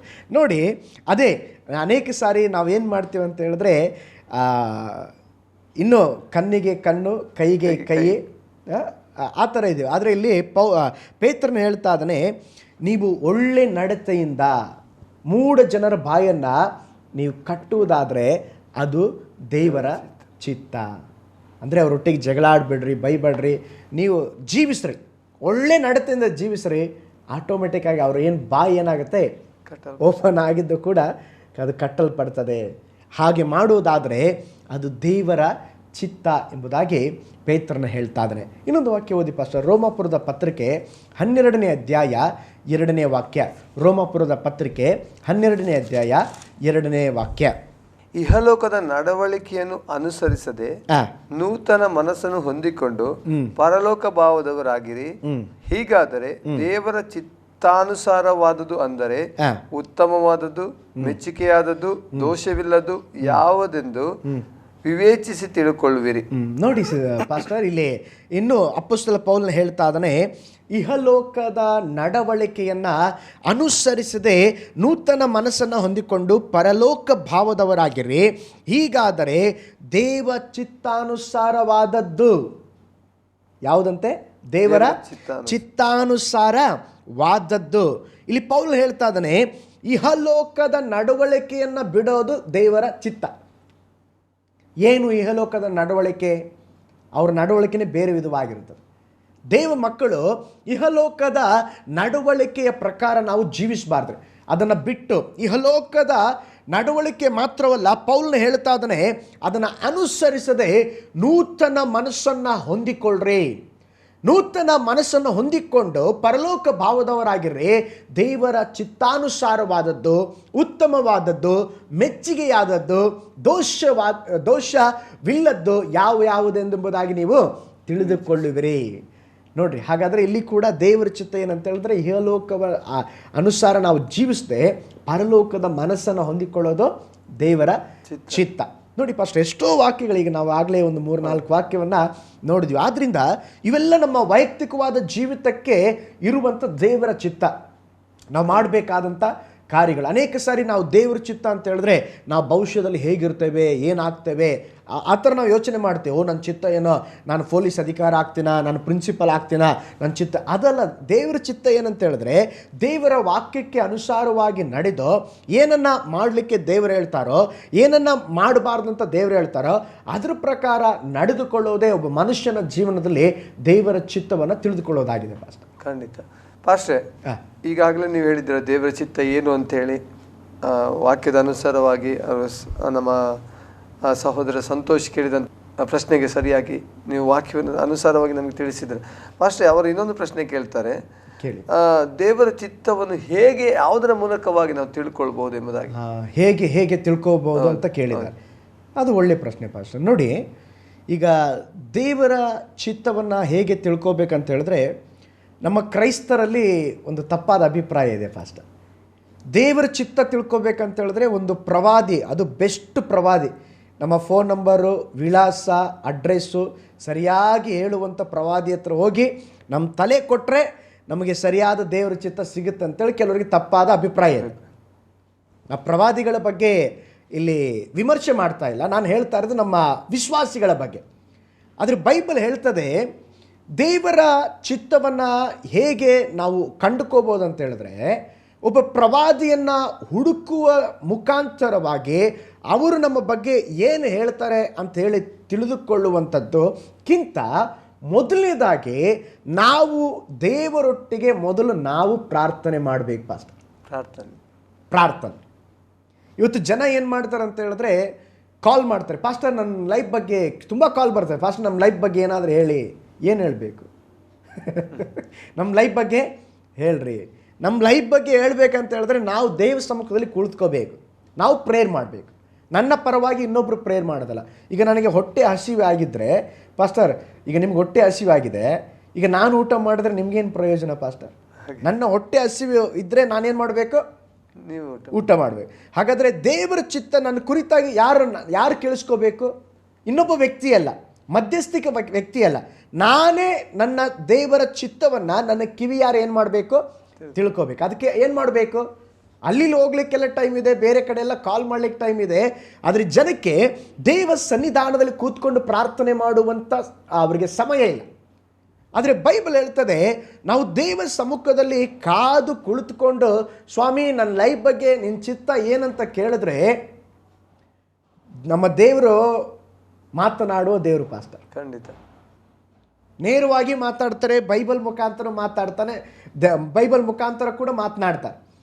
ನಮ್ಮ ಪ್ರಾಬ್ಲಮ್ ಏನಂದರೆ, ಅದಕ್ಕೆ ಒಬ್ಬರು ಭಕ್ತರು ಹೇಳಿದ್ದಾರೆ, ಕೇಳಿಸಿಕೊಳ್ಳುವುದಕ್ಕೆ ನಾವು ಸಿದ್ಧ ಇದ್ದರೆ ಮಾತನಾಡಲಿಕ್ಕೆ ದೇವರು ಸಿದ್ಧ ಅಂತ. ಇನ್ನೊಂದು ಸಾರಿ ಹೇಳ್ತೀನಿ ಪ್ರಿಯ ವೀಕ್ಷಕರೇ, ಕೇಳಿಸಿಕೊಳ್ಳುವುದಕ್ಕೆ ನಾವು ಸಿದ್ಧವಾಗಿದ್ದರೆ ಮಾತನಾಡುವುದಕ್ಕೆ ದೇವರು ಸಿದ್ಧವಾಗಿದ್ದಾನೆ. ಇವತ್ತು ನಾವು ಕೇಳಿಸ್ಕೊಳ್ತಾ ಇಲ್ಲ. ನಮ್ಮೆಲ್ಲ ಪ್ರೇಯರ್, ಆ್ಯಕ್ಚುಲಿ ನಮ್ಮ ಪ್ರೇಯರ್ ಎಲ್ಲ ಒನ್ ವೇ ಆಗಿಬಿಟ್ಟಿದೆ ಪಾಸ್ಟರ್. ಬೆಳಿಗ್ಗೆ ಹೇಳ್ತೇವೆ, ಸ್ವಾಮಿ ಈ ದಿವಸ ಅಲ್ಲಿ ಹೋಗ್ಬೇಕು, ಇಲ್ಲಿ ಹೋಗ್ಬೇಕು, ಅದನ್ನು ಮಾಡಿರಿ, ಇದನ್ನು ಮಾಡಿರಿ, ಯೇಸು ನಾಮದಲ್ಲಿ ತಂದೆ, ಆಮೇನ್. ಆದರೆ ಪ್ರಾರ್ಥನೆ ಹೇಳುವಾಗ ಟೂ ವೇ. ಒಂದು, ಈಗ ನಾನು 10 ನಿಮಿಷ ಪ್ರಾರ್ಥನೆ ಮಾಡಿದ್ರೆ 10 ಮಿನಿಟ್ಸ್ ನಾವು ವೇಟ್ ಮಾಡಬೇಕು. ಯಾಕಂದರೆ ನಮ್ಮ ದೇವರು ಮಾತಾಡೋ ದೇವ್ರಲ್ವಾ, ಅವ್ರಿಗೆ ನಾವು ಟೈಮ್ ಕೊಡಬೇಕು. ಇವತ್ತು ಏನಾಗ್ತದೆ ಅಂದರೆ ಎಲ್ಲ ನಾವೇ ಮಾತಾಡ್ಬಿಡ್ತೇವೆ. ದೇವರು ಮಾತಾಡಲಿಕ್ಕೆ ಮಗನೇ ಮಗನೇ ಮಗಳೇ ಅವ್ರು ಸ್ಟಾರ್ಟ್ ಮಾಡ್ತಾ ಇದ್ದಾರೆ. ಸ್ವಾಮಿ ಇವತ್ತು ನಾನು ತುಂಬ ಬ್ಯುಸಿ ಇದ್ದೀನಿ, ಮತ್ತೆ ನಾಳೆ ಬರ್ತೀನಿ, ಸಂಜೆ ಊಟ ಮಾಡುವಾಗ ಸ್ತೋತ್ರ ಮಾಡಿ ಪ್ರೇಯರ್ ಮಾಡ್ತಾನೆ, ಮತ್ತು ಬಾಕಿದಕ್ಕೆ ನಾನು ಪ್ರೇಯರ್ ಮಾಡ್ತಾನೆ. ನಾವೇನು ಮಾಡಿಬಿಡ್ತೇವೆ, ಹಾಗೆ ಹೋಗ್ಬಿಡ್ತಾರೆ. ಹೀಗೆ ಹೋಗೋದ್ರಿಂದ ನಮ್ಮ ಚಿತ್ತ ಹೇಗೆ ತಿಳ್ಕೊಳಿಕ್ಕಾಗುತ್ತೆ? ಫಸ್ಟ್ ನಾವೇನು ಮಾಡಬೇಕಂದ್ರೆ, ದೇವ ಸಮ್ಮುಖದಲ್ಲಿ ಕಾದಿದ್ದು ಪ್ರೇಯರ್ ಮಾಡಿದರೆ ಸಾಕು ಪಾಸ್ಟರ್, ಎಲ್ಲಿ ಹೋಗಬೇಕಾಗಿಲ್ಲ. ದೇವರೇ ನಮ್ಮ ಲೈಫ್ ಬಗ್ಗೆ ಏನು ಮಾಡಬೇಕಂತ ತಿಳಿಸ್ತಾರೆ. ಖಂಡಿತ ಯೇಸು ಸ್ವಾಮಿ ಸಮೇತ ಈ ಲೋಕದಲ್ಲಿರುವಾಗ ಆತನು ಮಾಡಿದಂಥ ದೇವರ ಚಿತ್ತವನ್ನು ತಿಳ್ಕೊಳ್ಳೋದಕ್ಕಾಗಿ ಅಪೊಸ್ತಲರ ನೇಮಕ ಮಾಡುವಾಗ ಅವ್ರು ಏನು ಮಾಡ್ತಾರೆ, ಶಿಷ್ಯರ ನೇಮಕ ಮಾಡುವಾಗ ಪ್ರಾರ್ಥನೆ ಮಾಡಿ ದೇವರ ಚಿತ್ತ ತಿಳ್ಕೊಂಡ್ರು. ಆತನಿಗೆ ಅಷ್ಟು ಪ್ರಾಮುಖ್ಯವಾಗಿರ್ಬೇಕಾದ್ರೆ ನಮಗೆ ನಮ್ಮ ಮನುಷ್ಯರ ನೋಡಿ ಪಾಸ, ಈಗ ಶಿಷ್ಯರು ಅಂತ ಹೇಳಿದ್ರೆ, ಈಗ ನಾವು ಒಂದು ಆಫೀಸರ್ ಆಗಿದ್ದರೆ ಕೆಳಗಡೆ ಇರುವಂಥ ಜನರು ಒಳ್ಳೆ ಸ್ಟ್ಯಾಂಡರ್ಡ್ ಆಗಿರಬೇಕು ಅಂತೇಳಿ ಅವರು ಡಿಗ್ರಿ ಓದಿರಬೇಕು, MBBS ಓದಿರಬೇಕು, MBA ಓದಿರ್ಬೇಕಂತ ನಾವು ಮಾಡ್ತೀವಿ. ಅದು ಯೇಸು ಸ್ವಾಮಿ ಪ್ರೇಯರ್ ಮಾಡಿದಾಗ ಆಲ್ ನೈಟ್ ಪ್ರೇಯರ್ ಮಾಡಿದ್ದಾರೆ. ಹೌದು, 12 ಜನ ಆಯ್ಕೆ ಮಾಡ್ಕೊಳ್ಳಿಕ್ಕೆ. ಆ 12 ಜನ ಆಯ್ಕೆ ನೋಡ್ರಿ, ಬೆಸ್ತರು, ಸುಂಕ ವಸೂಲಿ ಮಾಡುವರು, ಸಾಧಾರಣ ಜನರು, ಎಲ್ಲ ಸಾಧಾರಣ ಜನರು. ದೇವ್ರ ಲಿಸ್ಟ್ ಕೊಟ್ಟು ತಂದೆ ಬಳಿ ಪ್ರೇಯರ್ ಮಾಡಿದಾಗ ಬೆಳಿಗ್ಗೆ ಹೋಗಿ ಶಿಷ್ಯರನ್ನ ಆಯ್ಕೆ ಮಾಡೋ ಮುಂಚೆ ರಾತ್ರಿಯಲ್ಲೇ ಯೇಸು ಸ್ವಾಮಿ ಪ್ರೇಯರ್ ಮಾಡಿದ್ದಾರೆ. ತಂದೆಯ ನಿಂಚಿತ್ತ ಯಾರನ್ನ ಶಿಷ್ಯರು ಆಯ್ಕೆ ಮಾಡ್ಕೋಬೇಕು, ರಾತ್ರಿ ಎಲ್ಲ ದೇವರು ಪ್ರಕಟಪಡಿಸಿದೆ, ತಂದೆಯಾದ ದೇವರು. ಬೆಳಿಗ್ಗೆ ಆ ಪ್ರಕಟಪಡಿಸಿದ ಹಾಗೆ ಹೋದ್ರು, ನೀನು ಬಾ, ಒಂದೇ ದಿವಸದಲ್ಲಿ ಎಲ್ಲ ಸರಿಯಾಯಿತು. ನೀವು ಹೇಳ್ದಂಗೆ ಪ್ರಾರ್ಥನೆ ಮಾಡಿದ್ರೆ ನಮ್ಮ ಜೀವಿತದಲ್ಲಿ ದೇವರ ಚಿತ್ತವನ್ನು ನಾವು ತಿಳ್ಕೋಬಹುದು. ಹೇಗೆ ತಿಳ್ಕೋಬಹುದು ಅಂತೇಳಿ ಅನೇಕ ಪ್ರಶ್ನೆ ಕೇಳ್ತಾರೆ. ಹೇಗೆ ತಿಳ್ಕೋಬಹುದು ಅಂತ ಹೇಳಿದ್ರೆ, ಮೊದಲನೇದಾಗಿ ನಾವು ದೇವ ಸಮ್ಮುಖದಲ್ಲಿ ಪ್ರಾರ್ಥನೆ ಮಾಡಿ ಕಾದಿದ್ದರೆ ದೇವರು ನಮ್ಮ ಜೀವಿತದಲ್ಲಿ ತನ್ನ ಚಿತ್ತವನ್ನು ಪ್ರಕಟಪಡಿಸ್ತಾರೆ ಪಾಸ್ಟರ್. ಎರಡನೇದಾಗಿ ಬೈಬಲ್ ಪಾಸ್ಟರ್, ಸತ್ಯವೇದ. ನೋಡ್ರಿ, ಸತ್ಯವೇದದಲ್ಲಿ ಒಂದು ವಾಕ್ಯ ಈ ರೀತಿಯಾಗಿ ಹೇಳಲ್ಪಟ್ಟಿದೆ. ಒಬ್ಬ ಭಕ್ತನು, ನಾನು ಮಾಡಬೇಕಾದ ಕಾರ್ಯಗಳನ್ನು ನಿನ್ನ ಗ್ರಂಥಗಳಲ್ಲಿ ಬರೆಯಲ್ಪಟ್ಟಿದೆ. ನಿನ್ನ ಗ್ರಂಥಗಳಲ್ಲಿ ಬರೆಯಲ್ಪಟ್ಟಿದೆ. ಯಾವ ಗ್ರಂಥ? ದೇವರ ವಾಕ್ಯದಲ್ಲಿ. ನೋಡಿ, ಯೋಷಿಯನು ಎಂಬುದಾಗಿ ಒಬ್ಬ ಚಿಕ್ಕ ವಯಸ್ಸಿನಲ್ಲಿ ಅರಸನಾದ ಪಾಸ್ಟರ್. ಅವನು ಚಿಕ್ಕ ವಯಸ್ಸಿನಲ್ಲಿ ಅವನು ಮಾಡಬೇಕಾದ ಕಾರ್ಯ ಅವನು ಹುಟ್ಟೋ ಮುಂಚೆನೇ ಬೈಬಲಲ್ಲಿ ಬರೆಯಲ್ಪಟ್ಟಿದಂತೆ. ಅದೇ ಯೋಷಿಯನು ಏನೇನು ಮಾಡಬೇಕು ಅಂತೇಳಿ ದೇವರು ಒಂದು ಲಿಸ್ಟ್ ಹಾಕಿದ್ರು, ಅದೆಲ್ಲ ಕಾರ್ಯಗಳನ್ನು ಯೋಷಿಯನು ಮಾಡ್ತಾನೆ. ಚಿಕ್ಕ ವಯಸ್ಸಿನಲ್ಲಿ 8 ವಯಸ್ಸನ್ನು ಇರುವಾಗ ಅವನ ಅರಸನಾಗ್ತಾನೆ. ದೇವರು ಏನೇನು ಲಿಸ್ಟ್ ಹೇಳಿದ್ರು ಅವನ ಲೈಫಲ್ಲಿ ಏನೇನು ಮಾಡಬೇಕಂತೇಳಿ ಅದೆಲ್ಲ ಹಾಗೆ ಮಾಡ್ದ. ಅದಕ್ಕೆ ಕೀರ್ತನೆಗಾರ ನಾನು ಮಾಡಬೇಕಾದ ಕಾರ್ಯಗಳನ್ನು ನಿನ್ನ ಗ್ರಂಥಗಳಲ್ಲಿ ಬರೆಯಲ್ಪಟ್ಟಿದೆ. ನಾವೇನು ಮಾಡಬೇಕು? ಈಗಾಗಲೇ ಕೆಲವು ಲಿಸ್ಟ್ ನೋಡಿದ್ವಿ, ಏನೇನು ಮಾಡಬೇಕು, ಏನು ದೇವ್ರ ಚಿತ್ತ ಆಗಿದೆ. ದೇವ್ರ ಚಿತ್ತ ಎರಡನೇದಾಗಿ ಹೇಗೆ ಹುಡುಕ್ಬೇಕಂತ ಹೇಳಿದ್ರೆ ಬೇರೆ ಎಲ್ಲೂ ಹೋಗಬೇಕಾಗಿಲ್ಲ, ಬೈಬಲೇ ನಮಗೆ ಬೆಸ್ಟ್ ಮ್ಯಾಪ್. ಈಗೆಲ್ಲ ಗೂಗಲ್ ಮ್ಯಾಪ್ ನೋಡ್ತಾರಲ್ಲ ಪಾಸ್ಟರ್, ಕೆಲವು ಸಾರಿ ಗೂಗಲ್ ಮ್ಯಾಪ್ ಕೂಡ ತಪ್ಪು ತೋರಿಸುತ್ತೆ, ಕೆಲವು ಸಾರಿ ಸರಿಯಾದ ಕಾರ್ಯಗಳನ್ನ ತೋರಿಸ್ತದೆ, ಕೆಲವು ಸಾರಿ ರೌಂಡ್ ಓಡಿಸುತ್ತೆ, ಕೆಲವು ಸಾರಿ ಎಲ್ಲೆಲ್ಲ ಕರ್ಕೊಂಡು ಹೋಗುತ್ತೆ. ಆದರೆ ನಮ್ಮ ಜೀವಿತದಲ್ಲಿ ಗೂಗಲ್ ಮ್ಯಾಪ್ಗಿಂತ ಒಂದು ಬೆಸ್ಟ್ ಮ್ಯಾಪ್ ಯಾವುದು ಅಂತ ಹೇಳಿದ್ರೆ ಬೈಬಲ್ ಮ್ಯಾಪ್. ಈ ಬೈಬಲ್ ಮ್ಯಾಪನ್ನು ಯಾರು ಹಿಂಬಾಲಿಸಿ ಅವರು ಮುಂದುವರಿತಾರೋ ಅವ್ರ ಲೈಫಲ್ಲಿ ಎಲ್ಲಿ ಹೋಗಬೇಕು, ಸರಿಯಾದ ಸ್ಥಳ, ಒಂದು ಕ್ರಾಸು ಒಂದು ಸ್ಟ್ರೀಟ್ ಆದರೂ ಮಿಸ್ ಆಗಲ್ಲ. ನಮ್ಮ ಲೈಫಲ್ಲಿ ಸತ್ಯ ವೇದವನ್ನು ನಾವು ಓದಬೇಕು. ಸತ್ಯ ವೇದ ವಾಕ್ಯವನ್ನು ಓದುವಾಗ ಅದರಲ್ಲಿ ನಮಗೆಲ್ಲ ಗೊತ್ತಾಗ್ತದೆ ನಾವೇನು ಮಾಡಬೇಕು, ನಮ್ಮ ಲೈಫಲ್ಲಿ ದೇವರ ಚಿತ್ತ ಏನು. ಹಾಗಾದರೆ ಮುಖ್ಯವಾಗಿ ಪಾಸ್ಟರ್ ಪ್ರಾರ್ಥನೆ ಮತ್ತು ದೇವರ ವಚನದ ಮುಖಾಂತರ ನಾವು ದೇವರ ಚಿತ್ತವನ್ನು ತಿಳಿದುಕೊಳ್ಬೋದು. ಓಕೆ ಪಾಸ್ಟರ್, 2 ವಿಧವಾಗಿ ನಾವು ಮುಖ್ಯವಾಗಿ ಪ್ರಾರ್ಥನೆ ಮತ್ತು ಸತ್ಯವೇದವನ್ನು ನಾವು ಓದುವುದರಿಂದ ಇವತ್ತು ನಮಗೆ ಎಲ್ಲ ನೀವು ಹೇಳಿದ ಹಾಗೆ ಪ್ರವಾದಿಗಳಲ್ಲಿ ನಾವು ತಪ್ಪಂತ ಹೇಳುವುದಿಲ್ಲ, ಪ್ರವಾದಿಗಳು ಅದೇ ಪಾಸ್ಟರ್, ಅವರು ಪ್ರವಾದಿಗಳು ಇದ್ದಾರೆ, ಅವರು ಸರಿಯಾಗಿದ್ದಾರೆ. ನಾನು ಹೇಳೋದು ನಮ್ಮ ಜನರು. ಈಗ ಕೆಲವು ಸಾರಿ ಪ್ರವಾದಿಗಳಿಗೆ ಕೂಡ ಕನ್ಫ್ಯೂಸ್ ಆಗಿಬಿಡುತ್ತೆ. ಅವರು ದೇವರು ಹೇಳಿದ್ರೆ ಅವ್ರು ಹೇಳಬೇಕು. ಇವ್ರು ಫೋನ್ ಮಾಡುವಾಗಲೇ ಪ್ರೇಯರ್ ಮಾಡಿ ಪಾಸ್ಟರ್, ಏನು ನಮ್ಮ ಬಗ್ಗೆ ದೇವ್ರು ಏನು ಹೇಳ್ತಾರೆ ಮಾತಾಡ್ರಿ ಅಂತ ಹಾಗೆ ಹೇಳೋದಿಲ್ಲ. ಫೋನ್ ಮಾಡುವಾಗಲೇ ದೇವ್ರು ಹೇಳಿಲ್ಲ ಅಂದರೂ ಆ ಪ್ರವಾದಿಗಳು ಇವ್ರ ಬಗ್ಗೆ ಏನಾದರೂ ಹೇಳಬೇಕು, ಆ ಥರನೇ ಕೇಳೋದು. ನನ್ನ ಲೈಫ್ ಬಗ್ಗೆ ಏನು ಪಾಸ್ಟರ್, ನನ್ನ ಫ್ಯೂಚರ್ ಬಗ್ಗೆ ಏನು ಪಾಸ್ಟರ್. ಕೆಲವರೆಲ್ಲ ಅವರೇ ಒತ್ತಾಯಪೂರ್ವಕವಾಗಿ ಹೋಗಿ ಅವ್ರನ್ನ ಬಿಟ್ಟು ಕೇಳೋದ್ರಿಂದ ಅವರು ಕೆಲವು ಸಾರಿ ಮಾನಸಿಕವಾಗಿ ಹೇಳ್ಬಿಡ್ತಾರೆ. ಹೌದು ಪ್ರಿಯ ವೀಕ್ಷಕರ, ಸೇವಕರು ಹೇಳಿದ ಹಾಗೆ ನಾವು ದೇವರ ಚಿತ್ತವನ್ನು ತಿಳ್ಕೊಳ್ಬೇಕಾದ್ರೆ ದೇವರ ಸಮ್ಮುಖದಲ್ಲಿ ನಾವು ಸಮಯವನ್ನು ಕಳೆಯಬೇಕು ಮತ್ತು ದೇವರ ವಾಕ್ಯವನ್ನು. ಇವತ್ತು ಮನುಷ್ಯರಾದ ನಾವುಗಳು ಅಲ್ವಾ ಪಾಸ್ಟರ್, ಇದನ್ನು ಬಿಟ್ಟು ನಾವು ಬೇರೆ ಇನ್ನಿತರ ಸಂಗತಿಗಳಲ್ಲಿ ನಾವು ದೇವರನ್ನು ಹುಡುಕ್ಲಿಕ್ಕೆ, ದೇವರ ಚಿತ್ತವನ್ನು ಹುಡುಕ್ಲಿಕ್ಕೆ ನೋಡ್ತೇವೆ. ಚಿತ್ತ ನಮ್ಮ ಕೈಯಲ್ಲಿದೆ, ದೇವರ ವಾಕ್ಯವೇ ನಮಗೆ ಮಾರ್ಗದರ್ಶನ. ಮಾತ್ರವಲ್ಲ, ದೇವರು ನೀವು ಹೇಳಿದಾಗೆ ಪ್ರಾರ್ಥನೆ ಎಂಬುವಂಥ ದೇವರ ಸಮ್ಮುಖದಲ್ಲಿ ಹೋದಾಗ ದೇವರ ಸ್ವರವನ್ನು ಕೇಳುವಾಗ ದೇವರು ನಮಗೆ ಚಿತ್ತವನ್ನು ತಿಳಿಸ್ತಾರೆ. ಪ್ರಿಯ ವೀಕ್ಷಕರ, ಒಂದು ಸಣ್ಣ ವಿರಾಮ ತೆಗೆದುಕೊಳ್ಳೋಣ. ವಿರಾಮದ ನಂತರ ನಾವು ಈ ಸಹೋದರ ಕೇಳುವಂಥ ಪ್ರಶ್ನೆಗೆ ಉತ್ತರ ಕಂಡುಹಿಡಲಿಕ್ಕೆ ನಾವು ಪ್ರಯತ್ನ ಮಾಡೋಣ.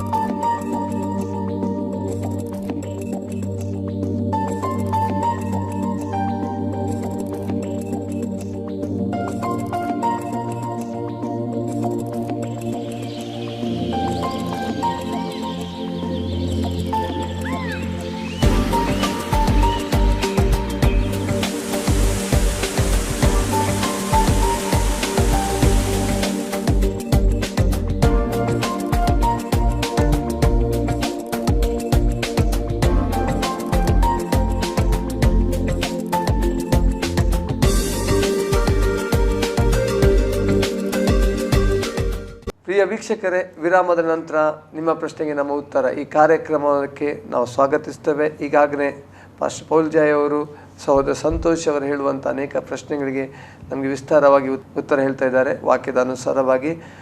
ಅವರಲ್ಲಿ ಕೆಲವೊಂದು ಪ್ರಶ್ನೆಗಳು ನಾವು ಕೇಳೋಣ. ಪಾಸ್ಟ್ರೆ, ಈಗ ನಾನೇ ಪ್ರಶ್ನೆ ಕೇಳ್ತೇನೆ. ಅಂದರೆ ಕೆಲವೊಮ್ಮೆ ನಮ್ಮ ಹೃದಯದಲ್ಲಿ ಕೆಲವೊಂದು ಆಲೋಚನೆಗಳು ಬರ್ತದೆ. ಆ ಆಲೋಚನೆಗಳು ಅದು ದೇವರಿಂದ ಬಂದದ್ದು ಹೌದಾ ಅಲ್ವಾ, ಅಥವಾ ದೇವರದ ಚಿತ್ತವ ಎಂಬುದಾಗಿ ನಾವು ತಿಳ್ಕೊಳ್ಳಿಕ್ಕೆ ಸಾಧ್ಯವ? ನೋಡಿ ಫಸ್ಟ್, ಈಗ ಏನಂತ ಹೇಳಿದ್ರೆ ಅನೇಕ ಸಾರಿ ನಮ್ಮನ್ನೇ ನಾವು ಕೆಲವು ಸಾರಿ ವಂಚಿಸ್ಕೊಳ್ತೇವೆ, ಮೋಸಪಡಿಸ್ಕೊಳ್ತೇವೆ. ಹೇಗಂತ ಹೇಳಿದ್ರೆ ಕೆಲವು ಸಾರಿ ನಮ್ಮ ಹೃದಯದಲ್ಲಿ ಒಂದು ಸ್ವಂತ ಆಸೆ ಇರ್ತದೆ. ಆ ಸ್ವಂತ ಆಸೆಯನ್ನು ನಮಗೆ ಬಿಡಲಿಕ್ಕೆ ಆಗ್ತಾ ಇರೋದಿಲ್ಲ.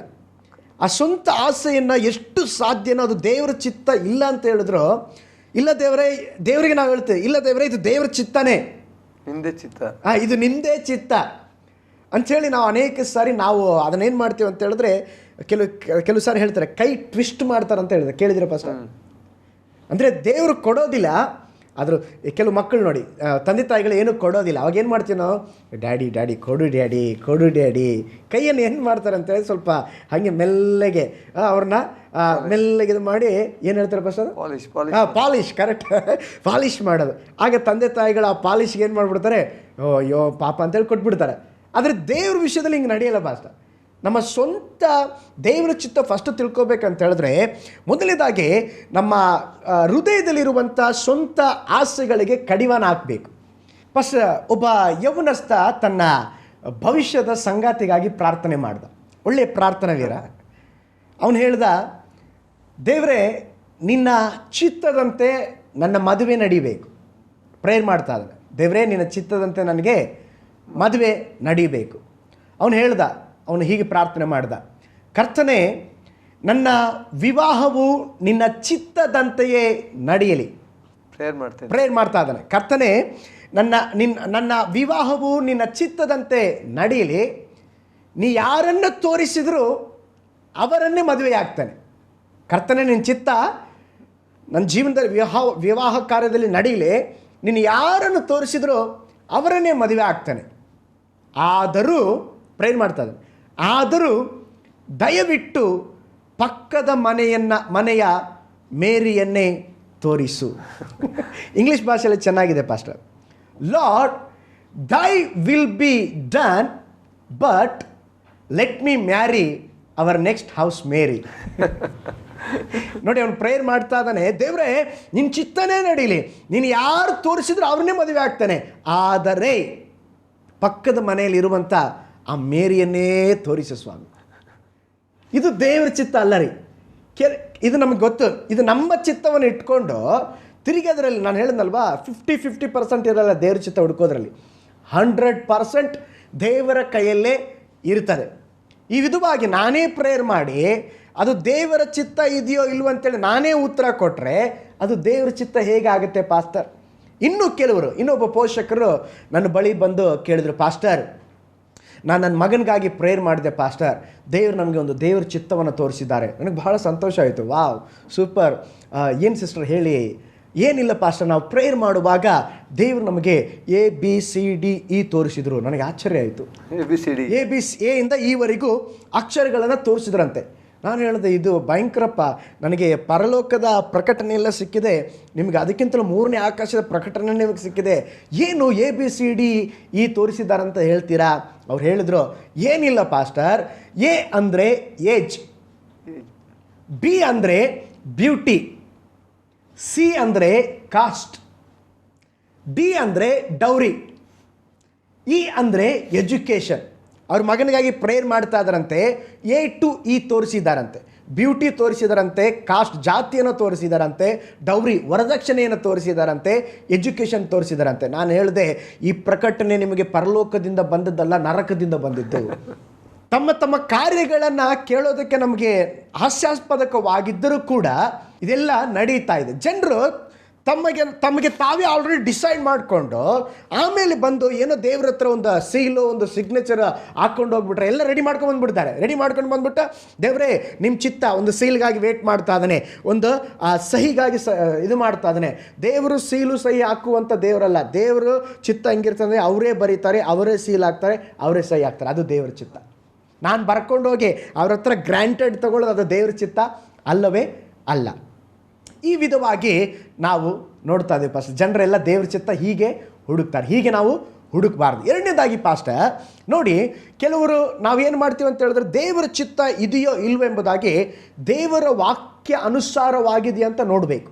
ಪ್ರತಿಯೊಂದು ಕಾರ್ಯ ದೇವರ ಚಿತ್ತ ಇದೆಯೋ ಇಲ್ವೋ ಅಂತೇಳಿ ಬೆಸ್ಟ್ ಹೇಗೆ ಕಂಡುಹಿಡಿಯೋದು ಅಂತ ಹೇಳಿದ್ರೆ, ಎರಡನೇದಾಗಿ ಬೈಬಲ್ ಪಾಸ್ಟರ್ ನೋಡಿ. ಒಂದು ಉದಾಹರಣೆ ಹೇಳ್ತೀನಿ ಬೈಬಲಿಂದ. ಬಿಳಾಮ್ ಎಂಬ ಒಬ್ಬ ಪ್ರವಾದಿ ಇದ್ದ. ಆ ಪ್ರವಾದಿಗೆ ಒಬ್ಬ ಬೇರೆ ರಾಜ್ಯದ ಒಬ್ಬ ಅರಸನ ಏನು ಮಾಡ್ತಾನೆ ಅಂತ ಹೇಳಿದ್ರೆ, ಇಸ್ರಾಯೇಲರನ್ನ ಶಪಿಸ್ಬೇಕಂತೇಳಿ ಬಂದು ಹೇಳ್ದ. ಬಿಳಾಮ್ ಹೇಳ್ದ, ಇಲ್ಲಪ್ಪ ಅವರು ಆಶೀರ್ವದಿಸಲ್ಪಟ್ಟ ಜನಾಂಗದವರು, ಅವರಿಗೆ ನಾ ಶಾಪ ಹಾಕಿದ್ರು ಶಾಪ ತಗೊಳ್ಳುವುದಿಲ್ಲ, ಅವರು ಆಶೀರ್ವದಿಸಲ್ಪಟ್ಟ ಜನರು. ಅರಸನೇನು ಮಾಡ್ದ, ಸ್ವಲ್ಪ ಲಂಚದ ಆಸೆ ತೋರಿಸ್ದ. ನೀನು ಹಂಗೆ ಅವನ ಶಪಿಸು, ಏನೇ ಆಗಲಿ ಶಪಿಸು, ನಾನು ನಿನಗೆ ಹಣ ಕೊಡ್ತಾನೆ. ಬೈಬಲ್ ಹೇಳ್ತದೆ, ಬಿಳಾಮ ಒಪ್ಕೊಂಡಂತೆ. ಬಿಳಾಮ ಪ್ರವಾದಿರಿ. ಬಿಳಾಮ ಏನು ಮಾಡ್ದ? ಒಪ್ಕೊಂಡ. ಇಸ್ರಾಯೇಲ್ ಜನರನ್ನ ಆಶೀರ್ವದಿಸೋದು ದೇವರ ಚಿತ್ತ. ಈಗ ಬಿಳಾಮ ಹೋಗಿ ಅವ್ರನ್ನ ಏನು ಮಾಡಲಿಕ್ಕೆ ಸ್ಟಾರ್ಟ್ ಮಾಡ್ತಾ ಇದ್ದಾನೆ ಅಂತ ಹೇಳಿದ್ರೆ ಶಪಿಸಲಿಕ್ಕೆ ಪ್ರಾರಂಭ ಮಾಡ್ತಾ ಇದ್ದ. ಬಿಳಾಮ ಗೊತ್ತಿಲ್ವ ಅದು ದೇವ್ರ ಚಿತ್ತ ಅಲ್ಲ ಅಂತೇಳಿ? ಗೊತ್ತಲ್ವ? ಗೊತ್ತಿದ್ರು ಏನು ಮಾಡ್ಲಿಕ್ಕೆ ಹೋದ? ಹೇಳಿಕ್ಕೆ ಹೋದ. ಅಲ್ಲಿ ಬೇರೆ ಮತ್ತೆ ಅಲ್ಲಿ ಮುಕ್ತಾಯ ಬಂದ್ಬಿಟ್ಟು ದೇವರು ಅವನ ಶಾಪ ನುಡಿಗಳನ್ನ ಹಾಕ್ಲಿಕ್ಕೆ ಹೋದ. ದೇವರು ಶಾಪ ನುಡಿಗಳನ್ನ ತೆಗೆದುಬಿಟ್ಟು ಆಶೀರ್ವಾದ ನುಡಿಗಳನ್ನ ನುಡಿಸಿದ್ರು. ಆಲ್ರೆಡಿ ಗೊತ್ತು ಬಿಳಾಮನಿಗೆ ಅವ್ರನ್ನ ಶಪಿಸುವಂಥದ್ದು ದೇವರ ಚಿತ್ತ ಅಲ್ಲ, ಆಶೀರ್ವದಿಸಲ್ಪಡೋದು ದೇವರ ಚಿತ್ತ. ಆದರೂ ಏನು ಮಾಡ್ತಾನೆ? ಒಂದ್ಸರಿ ಟ್ರೈ ಮಾಡೋಣ. ಇವತ್ತು ಕೂಡ ಯಾವುದು ದೇವರ ಚಿತ್ತವಾಗಿರೋದಿಲ್ಲವೋ ಒಂದು ನಾವು ಏನು ಮಾಡ್ತೀವಿ? ಆಲ್ರೆಡಿ ಗೊತ್ತಿರ್ತದೆ, ಆದರೂ ಒಂದು ಲೆಟ್ ಮಿ ಟ್ರೈ, ನಾವು ಇನ್ನೊಂದು ಸಾರಿ ಇದನ್ನು ಪ್ರಯತ್ನ ಮಾಡೋಣ. ಪ್ರಯತ್ನಿಸಬಾರ್ದು. ದೇವರ ಚಿತ್ತ ಹುಡುಕೋದಾದರೆ ಪೂರ್ಣವಾಗಿ. ಇನ್ನು ನೋಡಿ ಪಾಸ್ಟರ್, ಒಂದು ಕುಟುಂಬದಲ್ಲಿ ಮಗ ರಕ್ಷಣೆ ಹೊಂದಿರ್ತಾನೆ ಅಥವಾ ಮಗಳು ರಕ್ಷಣೆ ಹೊಂದಿರ್ತಾಳೆ. ಬೈಬಲ್ ಹೇಳ್ತದೆ ವಿಶ್ವಾಸಿಗಳಿಗೆ ವಿಶ್ವಾಸಿ, ಕತ್ತಲಿಗೂ ಬೆಳಕಿಗೂ ಸಂಬಂಧವೇನು? ಪೌಲನು ಹೇಳ್ತಾನೆ, ಪರ್ಫೆಕ್ಟ್ ಆಗಿ ಪೌಲು ಹೇಳ್ತಾನೆ, ಒಬ್ಬ ವಿಶ್ವಾಸಿಯನ್ನೇ ಮದುವೆ ಆಗಬೇಕು. ಕೆಲವ್ರಿಗೆಲ್ಲ ಬಂದು ಹೇಳ್ತಾರೆ, ಪಾಸ್ಟರ್ ಅವ್ರು ಚರ್ಚಿಗೆ ಹೋಗೋಲ್ಲ, ನನ್ನ ಮಗ ಒಂದು ಹುಡುಗಿನ ಪ್ರೀತಿ ಮಾಡಿದಾನೆ ಪಾಸ್ಟರ್, ಅವರು ಚರ್ಚಿಗೆಲ್ಲ ಹೋಗಿಲ್ಲ, ಆದರೂ ಪ್ರೇಯರ್ ಮಾಡಿ ಪಾಸ್ಟರ್, ದೇವ್ರ ಚಿತ್ತ ಇದೆಯೋ ಇಲ್ವೋ? ಪ್ರೇಯರ್ ಮಾಡಬೇಕಾ? ಅದಕ್ಕೆ ಪ್ರೇಯರ್ ಮಾಡಲಿಕ್ಕೆ ಸಾಧ್ಯ ಇಲ್ಲ. ಆಲ್ರೆಡಿ ದೇವ್ರ ಚಿತ್ತ ನಾವೇ ಹೇಳ್ಬೋದು, ಪ್ರೇಯರ್ ಮಾಡಿದ ದೇವ್ರ ಚಿತ್ತ ಹೇಳ್ಬೋದು. ಏನಂತ ಹೇಳಿದ್ರೆ ದೇವ್ರ ಚಿತ್ತ ಅಲ್ಲ. ಒಬ್ಬ ವಿಶ್ವಾಸಿಗೆ ವಿಶ್ವಾಸಿ, ಒಬ್ಬ ದೇವ ಮಗುಗೆ ದೇವ ಮಗು. ಇನ್ನು ಕೆಲವರು ಪಾಸ್ಟರ್ ನಾನು ಲೋನ್ ಹಾಕಿದ್ದೀನಿ ಪಾಸ್ಟರ್, ನನಗಾಗಿ ಪ್ರೇಯರ್ ಮಾಡ್ಕೊಳ್ಳಿ ಪಾಸ್ಟರ್. ಸ್ಯಾಂಕ್ಷನ್ ಆಗಲಿಕ್ಕೆ ಬೈಬಲ್ ಹೇಳ್ತದೆ ನೀವು ಸಾಲ ತೆಗೆದುಕೊಳ್ಳೋದಿಲ್ಲ. ಸ್ಪೆಷಲ್ ಅದು. ಹಂಗಾದ್ರೆ ಪರವಾಗಿಲ್ಲ ಪಾಸ್ಟರ್, ಸಭೆಯಲ್ಲೆಲ್ಲ ಉಪವಾಸ ಪ್ರೇಯರ್ ನಡೀತಾ ಇದೆ, ನಿಮಗೆಲ್ಲ ದಿನ ತುಂಬ ಕಷ್ಟ. ಬಂದು ಹೇಳ್ತಾರೆ, ಪಾಸ್ಟರ್ ನೀವು ಉಪವಾಸ ಪ್ರಾರ್ಥನೆ ಮಾಡುವಾಗ ನಮ್ಮದು ಲೋನು ಸ್ಯಾಂಕ್ಷನ್ ಆಗಬೇಕು, ಚೆನ್ನಾಗಿ ಉಪವಾಸ ಪ್ರೇಯರ್ ಮಾಡಿ ಪಾಸ್ಟರ್. ನನಗಿನ್ನೂ ಗೊತ್ತಿಲ್ಲ, ಕೆಲವೆಲ್ಲ ಹೇಳ್ತಾರೆ ಪಾಸ್ಟರ್ ಪ್ರೇಯರ್ ಮಾಡಿ ಅಂದರೆ ಸಂತೋಷ, ಅದರಲ್ಲಿ ಇನ್ನೂ ಒಂದು ಮಾತು ಹೇಳ್ತಾರೆ, ಪಾಸ್ಟರ್ ಸ್ವಲ್ಪ ಚೆನ್ನಾಗಿ ಪ್ರೇಯರ್ ಮಾಡಿರಿ. ನಮಗೆ ಗೊತ್ತು ಆಲ್ರೆಡಿ ಅದು ದೇವರ ಚಿತ್ತ ಅಲ್ಲ. ನಾವೇ ಉತ್ತರ ಹೊಳ್ಬೋದು ಅದಕ್ಕೆ. ತಿರುಗಿ ನಾವು ಪ್ರೇಯರ್ ಮಾಡಬೇಕಾದ ಅವಶ್ಯಕತೆ ಇಲ್ಲ. ಪ್ರೇಯರ್ ಮಾಡಿದ್ರೆ ಬಿಳಾಮನ ಕತೆ ಬಂದ್ಬಿಡುತ್ತೆ. ಹೌದಲ್ವಾ? ಅದಕ್ಕೆ ಅನೇಕ ಸಾರಿ ಇನ್ನೊಬ್ಬ ಪಾಸ್ಟರ್, ನನಗೆ ಇದನ್ನು ಹೇಳುವಾಗಲೇ ಅನೇಕ ಉದಾಹರಣೆಗಳು ಬರ್ತಾ ಇದೆ ಪಾಸ್ಟರ್. ಒಬ್ಬ ವ್ಯಕ್ತಿ ಪಾಸ್ಟರ್ ಹತ್ರ ಬಂದು ಪಾಸ್ಟರ್ ನಾನು ಒಂದು ಬಿಸ್ನೆಸ್ ಸ್ಟಾರ್ಟ್ ಮಾಡ್ತಾ ಇದ್ದಾನೆ, ಏನೋ ಅದು ಕೈಗೆ ಸಿಗ್ತಾಯಿಲ್ಲ ಪಾಸ್ಟರ್, ಅದು ದೇವ್ರ ಚಿತ್ತ ಇದು ಎಲ್ಲಿ ಗೊತ್ತಿಲ್ಲ, ಪ್ರೇಯರ್ ಮಾಡಿ ಹೇಳ್ರಿ. ಕೇಳಿದ್ರು ಪಾಸ್ಟರ್ ಏನು ಬಿಸ್ನೆಸ್ ಮಾಡ್ತಾ ಇದ್ದೀರಾ? ಏನಿಲ್ಲ ಪಾಸ್ಟರ್, ಆಲ್ರೆಡಿ ಒಂದು ಸಾರಾಯಿ ಅಂಗಡಿ ಓಪನ್ ಮಾಡಬೇಕಂತ ಮಾಡಿದ್ದೀನಿ, ಗೌರ್ಮೆಂಟು ಲೈಸೆನ್ಸ್ ಕೊಡ್ತಾ ಇಲ್ಲ, ಲೈಸೆನ್ಸ್ಗಾಗಿ ಪ್ರೇಯರ್ ಮಾಡಿ. ಇದು ವಿಶ್ವಾಸಿಗಳು ಹೇಳುವಂಥ. ವಿಶ್ವಾಸಿಗಳು, ನಾ ಅವಿಶ್ವಾಸಿಗಳು ಹೇಳ್ತಾ ಇಲ್ಲ ಪಾಸ್ಟರ್, ವಿಶ್ವಾಸಿಗಳು ಹೇಳ್ತಾ ಇದ್ದೀನಿ. ದೇವ್ರ ಚಿತ್ತನ ನಾವು ಪ್ರೇಯರ್ ಮಾಡಿ, ದೇವ್ರೆ ನಿಮ್ಮ ಚಿತ್ತ ಇದ್ದರೆ ಈ ಸಾರಾಯಿ ಅಂಗಡಿಗೆ ನೀವು ಲೈಸೆನ್ಸ್ ಕೊಡ್ರಿ, ಪ್ರೇಯರ್ ಮಾಡಲಿಕ್ಕಾಗತ್ತಾ? ಪಾಪ ಹೋಗಲಿ ಅಂತೇಳಿ ನಾವು ಪ್ರೇಯರ್ ಮಾಡ್ತಾ ಇದ್ದೀವಿ. ಅಂಥ ಟೈಮಲ್ಲಿ ಇದು ದೇವ್ರ ಚಿತ್ತ ಆಲ್ರೆಡಿ ನಮ್ಗೆ ಗೊತ್ತದು ದೇವ್ರ ಚಿತ್ತ ಅಲ್ಲ. ಮತ್ತು ದೇವ್ರ ಚಿತ್ತ ಅಲ್ಲ ಅಂತ ಗೊತ್ತಾದ ಮೇಲೆ ತಿರುಗಿ ನಾವು ಅದನ್ನು ಪ್ರಾರ್ಥನೆ ಮಾಡಬೇಕಾದ ಅವಶ್ಯಕತೆ ಇಲ್ಲ. ಅದಕ್ಕೆ ನಾವು ಏನು ಮಾಡಿದರೂ ಮೊದಲನೇದಾಗಿ ಅದು ದೇವರ ವಾಕ್ಯಕ್ಕೆ ಅನುಗುಣವಾಗಿದೆಯಾ ಅಂತ ನೋಡಬೇಕು ಪಾಸ್ಟರ್. ದೇವರ ವಾಕ್ಯಕ್ಕೆ ಅನುಗುಣವಾಗಿಲ್ವಾ ನಾವು ಪ್ರೇರೇ ಮಾಡಬಾರ್ದು. ಮೊನ್ನೆ ಒಂದು ಸಹೋದರಿ ಒಂದು ವಾಟ್ಸಪ್ಪಲ್ಲಿ ಪಾಸ್ಟರ್ ಪ್ರೇಯರ್ ಮಾಡಿ ಅಂತ ಒಂದು ಮೆಸೇಜ್ ಹಾಕಿದ್ರು. ನಾನು ತಿರುಗಿ ರಿಪ್ಲೈ ಮಾಡಿ, ನಿಮಗಾಗಿ ಪ್ರೇಯರ್ ಮಾಡ್ತೀವಿ ಸಹೋದರಿಯರೇ, ಏನು ನಿಮ್ಮ ಪ್ರೇಯರ್ ರಿಕ್ವೆಸ್ಟ್ ಅಂತ ಕೇಳಿದ್ರು. ತಿರುಗಿ ಆ ಸಹೋದರಿ ರಿಪ್ಲೈ ಬರೆದ್ರು, ಪಾಸ್ಟರ್ ನನ್ನ ಒಬ್ಬ ವ್ಯಕ್ತಿಯನ್ನು ಮನಸ್ಸಿನಲ್ಲಿ ತುಂಬ ಇಷ್ಟಪಡ್ತಾ ಇದ್ದೀನಿ, ಮನಸ್ಸಲ್ಲಿ ನಾನು ಏನು ಇಷ್ಟಪಟ್ಟಿದ್ದನೋ ಅದು ಹಾಗೇ ನಡಿಬೇಕು ಪಾಸ್ಟರ್, ಪ್ರೇಯರ್ ಮಾಡಿ ಪಾಸ್ಟರ್. ಅವಿಶ್ವಾಸಿ ಅಲ್ಲ ಪಾಸ್ಟರ್, ಪೆಂತೆಕೋಸ್ತಿಗೆ ಹೋಗುವಂಥ ಬಿಲೀವರ್ ಪಾಸ್ಟರ್. ಅವರು ಮತ್ತು ಅದರೊಟ್ಟಿಗೆ ಒಂದು ವಾಕ್ಯ, ಪಾಸ್ಟರ್ ಹೋದವರು ನೀವು ಮೆಸೇಜ್ ಕೊಟ್ರಲ್ವಾ, ನಿಮ್ಮ ಹೃದಯದ ಇಷ್ಟಾರ್ಥಗಳನ್ನ ದೇವರು ನೆರವೇರಿಸ್ತಾನೆ. ಅದಕ್ಕೊಂದು ವಾಕ್ಯ ಕೂಡ, ಈ ಹೃದಯದ ಆ ಹುಡುಗಿ ಹೇಳಿದ ಹೃದಯದ ಇಷ್ಟಾರ್ಥ ಎಲ್ಲ ದೇವರು ನೆರವೇರಿಸೋದಿಲ್ಲ. ಕೆಲವರೆಲ್ಲ ತಮ್ಮ ಹೃದಯದ ಇಷ್ಟಾರ್ಥಗಳನ್ನು ಅದು ಅವ್ರದ್ದೇ ತಂದುಬಿಟ್ಟು ದೇವರ ಚಿತ್ತ ಇದೆಯೋ ಇಲ್ವೋ ಎಂಬುದಾಗಿ ತಿಳಿದುಕೊಳ್ಳದೆ ಅನೇಕ ಜನರು ಇವತ್ತು ಒಂದು ತಮ್ಮ ಜೀವಿತವನ್ನು ನಷ್ಟಪಡಿಸ್ಕೊಳ್ತಾ ಇದ್ದಾರೆ ಪಾಸ್ಟರ್. ಇನ್ನೂ ಕೆಲವರು ಹೇಳ್ತಾರೆ, ಪಾಸ್ಟರ್ ನಿಮಗೇನು ಗೊತ್ತು, ನಾನು ಒಂದು ಹುಡುಗಿನ ಪ್ರೀತಿಸ್ತಾ ಇದ್ದಾನೆ, ನಾನು ಮದುವೆ ಆಗಿ ಆ ಹುಡುಗಿಯನ್ನು ಕ್ರಿಸ್ತನ ಬಳಿಗೆ ನಡೆಸ್ತಾನೆ. ದೇವ್ರ ಚಿತ್ತ ತಾನೇ ಅದು. ಒಂದು ಆತ್ಮ ಆದರೂ ನಾಶವಾಗಬಾರ್ದು ಪಾಸ್ಟರ್. ಅವರಿಗೆ ಸುವಾರ್ತೆ ಸಾರಿ ನೋಡಿ, ಮದುವೆಯಾಗಿ 3 ತಿಂಗಳಲ್ಲಿ ನನ್ನ ಹೆಂಡತಿಯನ್ನು ರಕ್ಷಣೆಗೆ ತರಲಿಲ್ಲ ಅಂದರೆ ಬೇಕಾದ್ರೆ ಒಂದು ಸವಾಲ್ ಪಾಸ್ಟರ್. ಅವರೇ ಎಲ್ಲ ಆಯಿತು, ಚಿತ್ತ ಆಯಿತು, ಮದುವೆ ಆಯಿತು, ಎಲ್ಲ ಆಯಿತು, 3 ತಿಂಗಳಾಯಿತು. ಇವರೇ ಇಲ್ಲ. 3 ತಿಂಗಳಾದ ಮೇಲೆ ಆ ಹುಡುಗಿನೇ ಇಲ್ಲ, ಈ ಬರ್ತಾ ಇದ್ದಂಥ ಈ ವ್ಯಕ್ತಿನೇ ಇಲ್ಲ. ಕೆಲವೆಲ್ಲ ಹೀಗೆ ಪಾಸ್ಟರ್ ಅವರವರ ಕಾರ್ಯಗಳನ್ನೇ ಇದು ಮಾಡಿಕೊಂಡು ಅದು ದೇವರ ವಾಕ್ಯದ ಅನುಸಾರವಾಗಿ ಇದೆಯಾ ಎಂಬುದಾಗಿ ನೋಡುವುದಿಲ್ಲ. 3ನೇದಾಗಿ ಪಾಸ್ಟರ್ ಕೆಲವರು ದೇವ್ರ ಚಿತ್ತ ಹೆಂಗೆ ಹುಡುಕ್ತಾರೆ ಅಂತ ಹೇಳಿದ್ರೆ ಪರಿಸ್ಥಿತಿಗಳ ಅನುಸಾರವಾಗಿ. ಪರಿಸ್ಥಿತಿ ಅವ್ರಿಗೆ ಅನುಕೂಲವಾಗಿರಬೇಕು, ಅದಕ್ಕೆ ಅನುಸಾರವಾಗಿ ನೋಡಿ ಪಾಸ್ಟರ್ ಏನಂತ ಹೇಳಿದ್ರೆ ಒಂದು ಉದಾಹರಣೆ, ನಾನು ಇದು ನಡೆದ ಘಟನೆ ಇಲ್ಲ, ಸುಮ್ಮನೆ ಉದಾಹರಣೆ ಹೇಳ್ತಾ ಇದ್ದೀನಿ. ಪರಿಸ್ಥಿತಿಗಳ ಅನುಸಾರವಾಗಿ ನಾವು ದೇವರ ಚಿತ್ತವನ್ನು ಹುಡುಕಬಾರ್ದು. ಹೇಗಂತ ಹೇಳಿದ್ರೆ ಒಂದು ಕುಟುಂಬದವರು ಪ್ರೇಯರ್ ಮಾಡ್ತಾ ಇದ್ರಂತೆ, ದೇವರೇ ಇವತ್ತು ನಮ್ಮ ಮಗನಿಗೆ ಹುಡುಗಿ ನೋಡಲಿಕ್ಕೆ ಹೋಗ್ತಾ ಇದ್ವಿ. ಹುಡುಗಿ ನೋಡಲಿಕ್ಕೆ ಅವ್ರ ಮನೇಲಿ ಕಾಲಿಟ್ಟ ತಕ್ಷಣ ಅವ್ರ ಮನೆಗೆ ಹೋದ ಮೇಲೆ ಅವರು ನಮಗೆ ಟೀ ಕೊಟ್ಟರೆ ನಿಮ್ಮ ಚಿತ್ತ ಎಂಬುದಾಗಿ ನಾವು ನಂಬ್ತೇವೆ ಸ್ವಾಮಿ. ಹೇಗೆ ಪಾಸ್ಟರ್? ಅವ್ರ ಮನೆಗೆ ಹೋಗ್ತೇವೆ, ಟೀ ಕೊಟ್ಟರೆ ದೇವರ ಚಿತ್ತ ಅಂತ ತಿಳ್ಕೊಳ್ತಾರೆ. ಒಂದು ಸೂಚನೆ ಬೇಕಂತ ಅವ್ರಿಗೆ. ಅವರು ಹೋದ ತಕ್ಷಣ ಟೀ ಕೊಡ್ತಾರ ಇಲ್ವೋ ಪಾಸ್ಟರ್? ಕೊಟ್ಟೇ ಕೊಡ್ತಾರೆ. ಅನೇಕ ವಿಶ್ವಾಸಿಗಳು ತಮ್ಮ ಪರಿಸ್ಥಿತಿಗಳು ಅನುಕೂಲವಾಗಿದ್ದ ಕಾರ್ಯಗಳನ್ನು ಇಟ್ಟುಕೊಂಡು ಏನು ಮಾಡ್ತಾ ಇದ್ದಾರೆ ಅಂತ ಹೇಳಿದ್ರೆ ದೇವ್ರ ಚಿತ್ತ ಹುಡುಕ್ತಾ ಇದ್ದಾರೆ. ಹೀಗೆ ನಾವು ದೇವರ ಚಿತ್ತ ಹುಡುಕಬಾರ್ದು. ಒಬ್ಬ ಯೌವನಸ್ಥ ಬೆಳಗ್ಗೆ ಎದ್ದಂತೆ ಮಳೆಗಾಲದಲ್ಲಿ ಎದ್ದು ಪ್ರೇಯರ್ ಮಾಡಿದಂತೆ. ಅವನು ಸ್ವಲ್ಪ ಸೋಮಾರಿ ಆದಂಥ ಒಬ್ಬ ಯೌವನಸ್ಥ.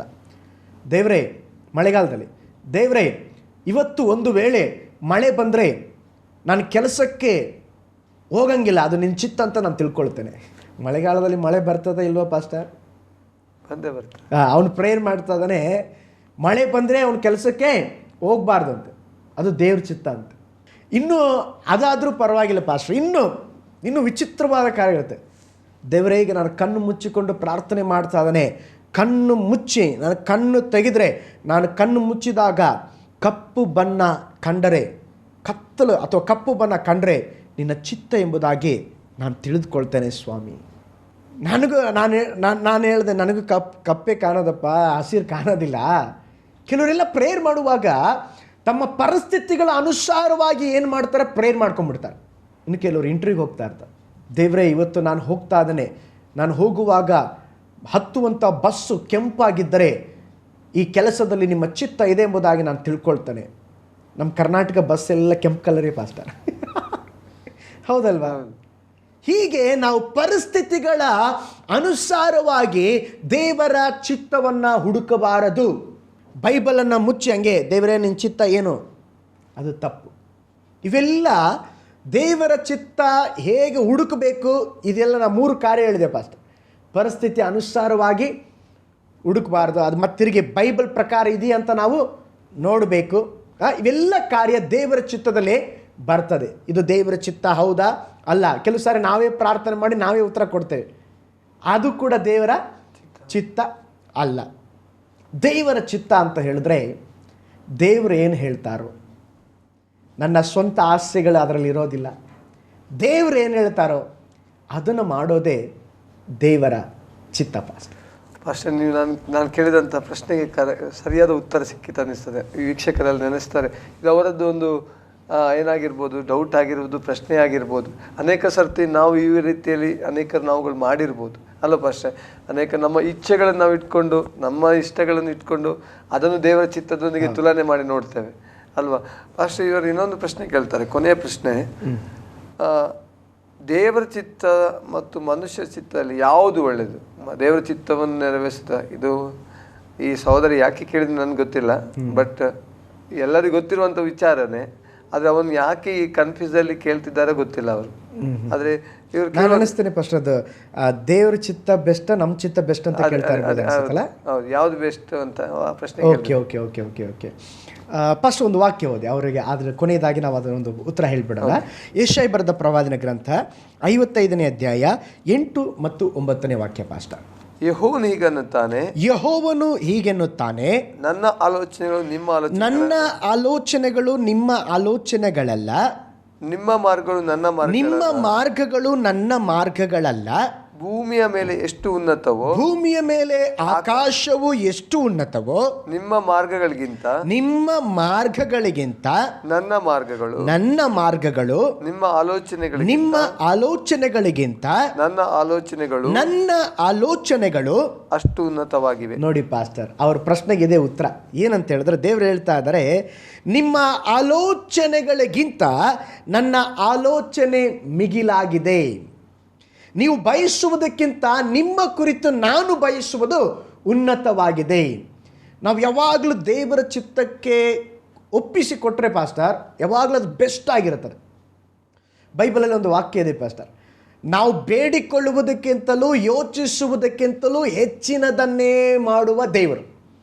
ನಾವು ಯಾವಾಗ ದೇವರ ಚಿತ್ತಕ್ಕೆ ಒಪ್ಪಿಸಿಕೊಡ್ತಾ ಇದೆಯೋ ನಮ್ಮ ಲೈಫಲ್ಲಿ ಯಾವಾಗಲೂ ಬೆಸ್ಟ್ ಆದದ್ದನ್ನೇ ದೇವರು ಮಾಡ್ತಾರೆ ಪಾಸ್ಟರ್. ಒಂದು ಉದಾಹರಣೆ ಹೇಳಿದ್ರೆ ಆ ಸಹೋದರಿಗೆ ಅರ್ಥವಾಗ್ಬೋದು.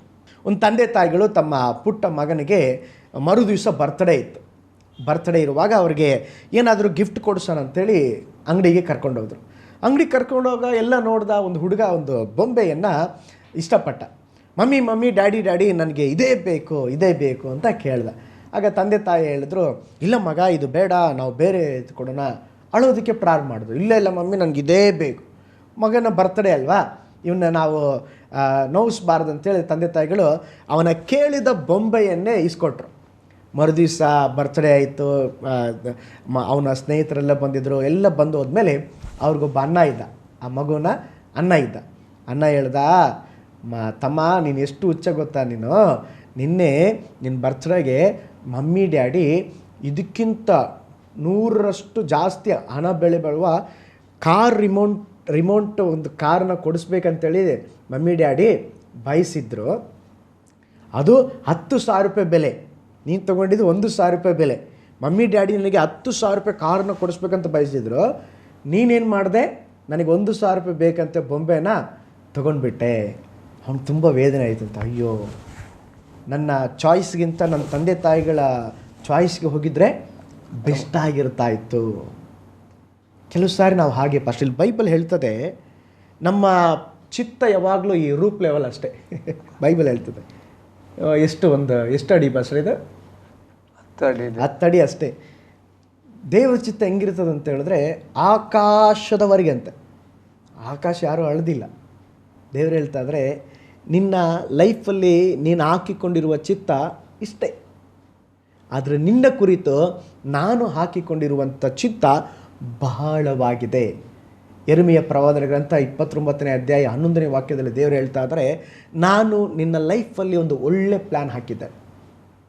ನಮ್ಮ ಪ್ಲ್ಯಾನ್ ಎಲ್ಲ ಫೇಲಿಯರ್ ಆಗಿಬಿಡುತ್ತೆ ಪಾಸ್ಟರ್ ನಮ್ಮ ಕುರಿತಾಗಿ. ಯಾಕಂದರೆ ಈ ಜೇಡೆ ಮಣ್ಣು ಕೈಯಲ್ಲಿರುವಂಥ ಮಣ್ಣಿದೆ ಅಲ್ವಾ, ಮಣ್ಣು ಕುಂಬಾರ ನನ್ನನ್ನು ಸ್ವಲ್ಪ ಈ ಥರ ತಿರುಗಿಸು, ಲೆಫ್ಟು ಈ ಥರ ರೂಪ ಕೊಡು, ಮೇಲೆ ಜಾಸ್ತಿ ಬೇಡ, ಅದನ್ನು ಸ್ವಲ್ಪ ಲೈಟಾಗಿ ಕಮ್ಮಿ ಮಾಡು, ಈ ಥರ ನನಗೆ ಒಂದು ಶೇಪ್ ಕೊಡಬೇಕು ಓಕೆ ಅಂತ ಜೇಡೆ ಮಣ್ಣು ಹೇಳೋದಿಲ್ಲ.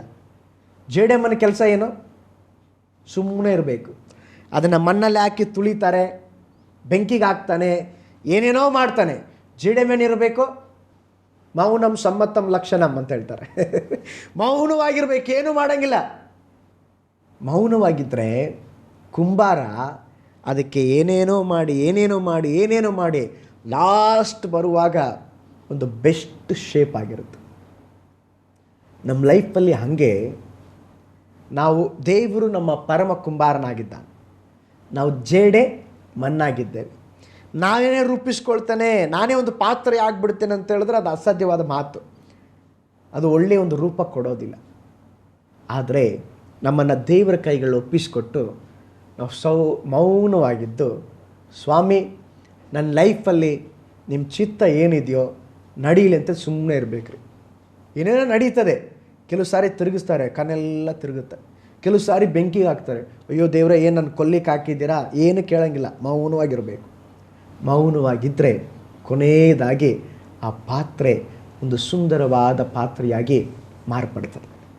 ನಮ್ಮ ಲೈಫಲ್ಲಿ ದೇವರ ಚಿತ್ತ ಬೆಸ್ಟ್ ಹೇಗೆ ತಿಳ್ಕೊಳ್ಳೋದಂದರೆ, ದೇವ್ರ ಕೈಯಲ್ಲಿ ನಾವು ಜೇಡಿ ಮಣ್ಣಾಗಿ ಒಪ್ಪಿಸಿಕೊಟ್ರೆ ಸಾಕು, ದೇವರು ನಮ್ಮ ಲೈಫಲ್ಲಿ ಏನು ಚಿತ್ತ ಇಟ್ಟಿರ್ತಾರೋ ಅದು ಮಾಡ್ಕೊಂಡು ಹೋಗ್ತಾರೆ. ಪಾಸ್ಟರ್ ನೀವು ಬಹಳ ಒಂದು ಸುಂದರವಾಗಿ ಹೇಳಿದ್ದೀರಾ. ಈ ಸಹೋದರ ಕೇಳುವಂಥ ಒಂದು ಉದ್ದೇಶ, ಅವನಿಗೆ ಒಂದು ಸಮಸ್ಯೆ ಎದುರಾಗಿತ್ತೇನೆ, ಮನುಷ್ಯನ ದೃಷ್ಟಿಯನ್ನು ಇಟ್ಕೊಂಡು ಮನುಷ್ಯನ ಒಂದು ಇಷ್ಟದಲ್ಲಿ ಹೋದಾಗ, ಅವನ ಇಚ್ಛೆಯಲ್ಲಿ ಹೋದಾಗ ಬಹಳ ಹತ್ತಿರಕ್ಕೆ ನೋಡುವಾಗ ಅದು ಒಳ್ಳೆಯದು ಕಾಣ್ತಾ ಇತ್ತು. ಆದರೆ ಮುಂದೆ ಹೋಗುವಾಗ ಅವನಿಗೆ ಗೊತ್ತಾಯಿತು ಇದಕ್ಕಿಂತ ದೇವರ ಚಿತ್ತ ಒಳ್ಳೆಯದು ಎಂಬುದಾಗಿ.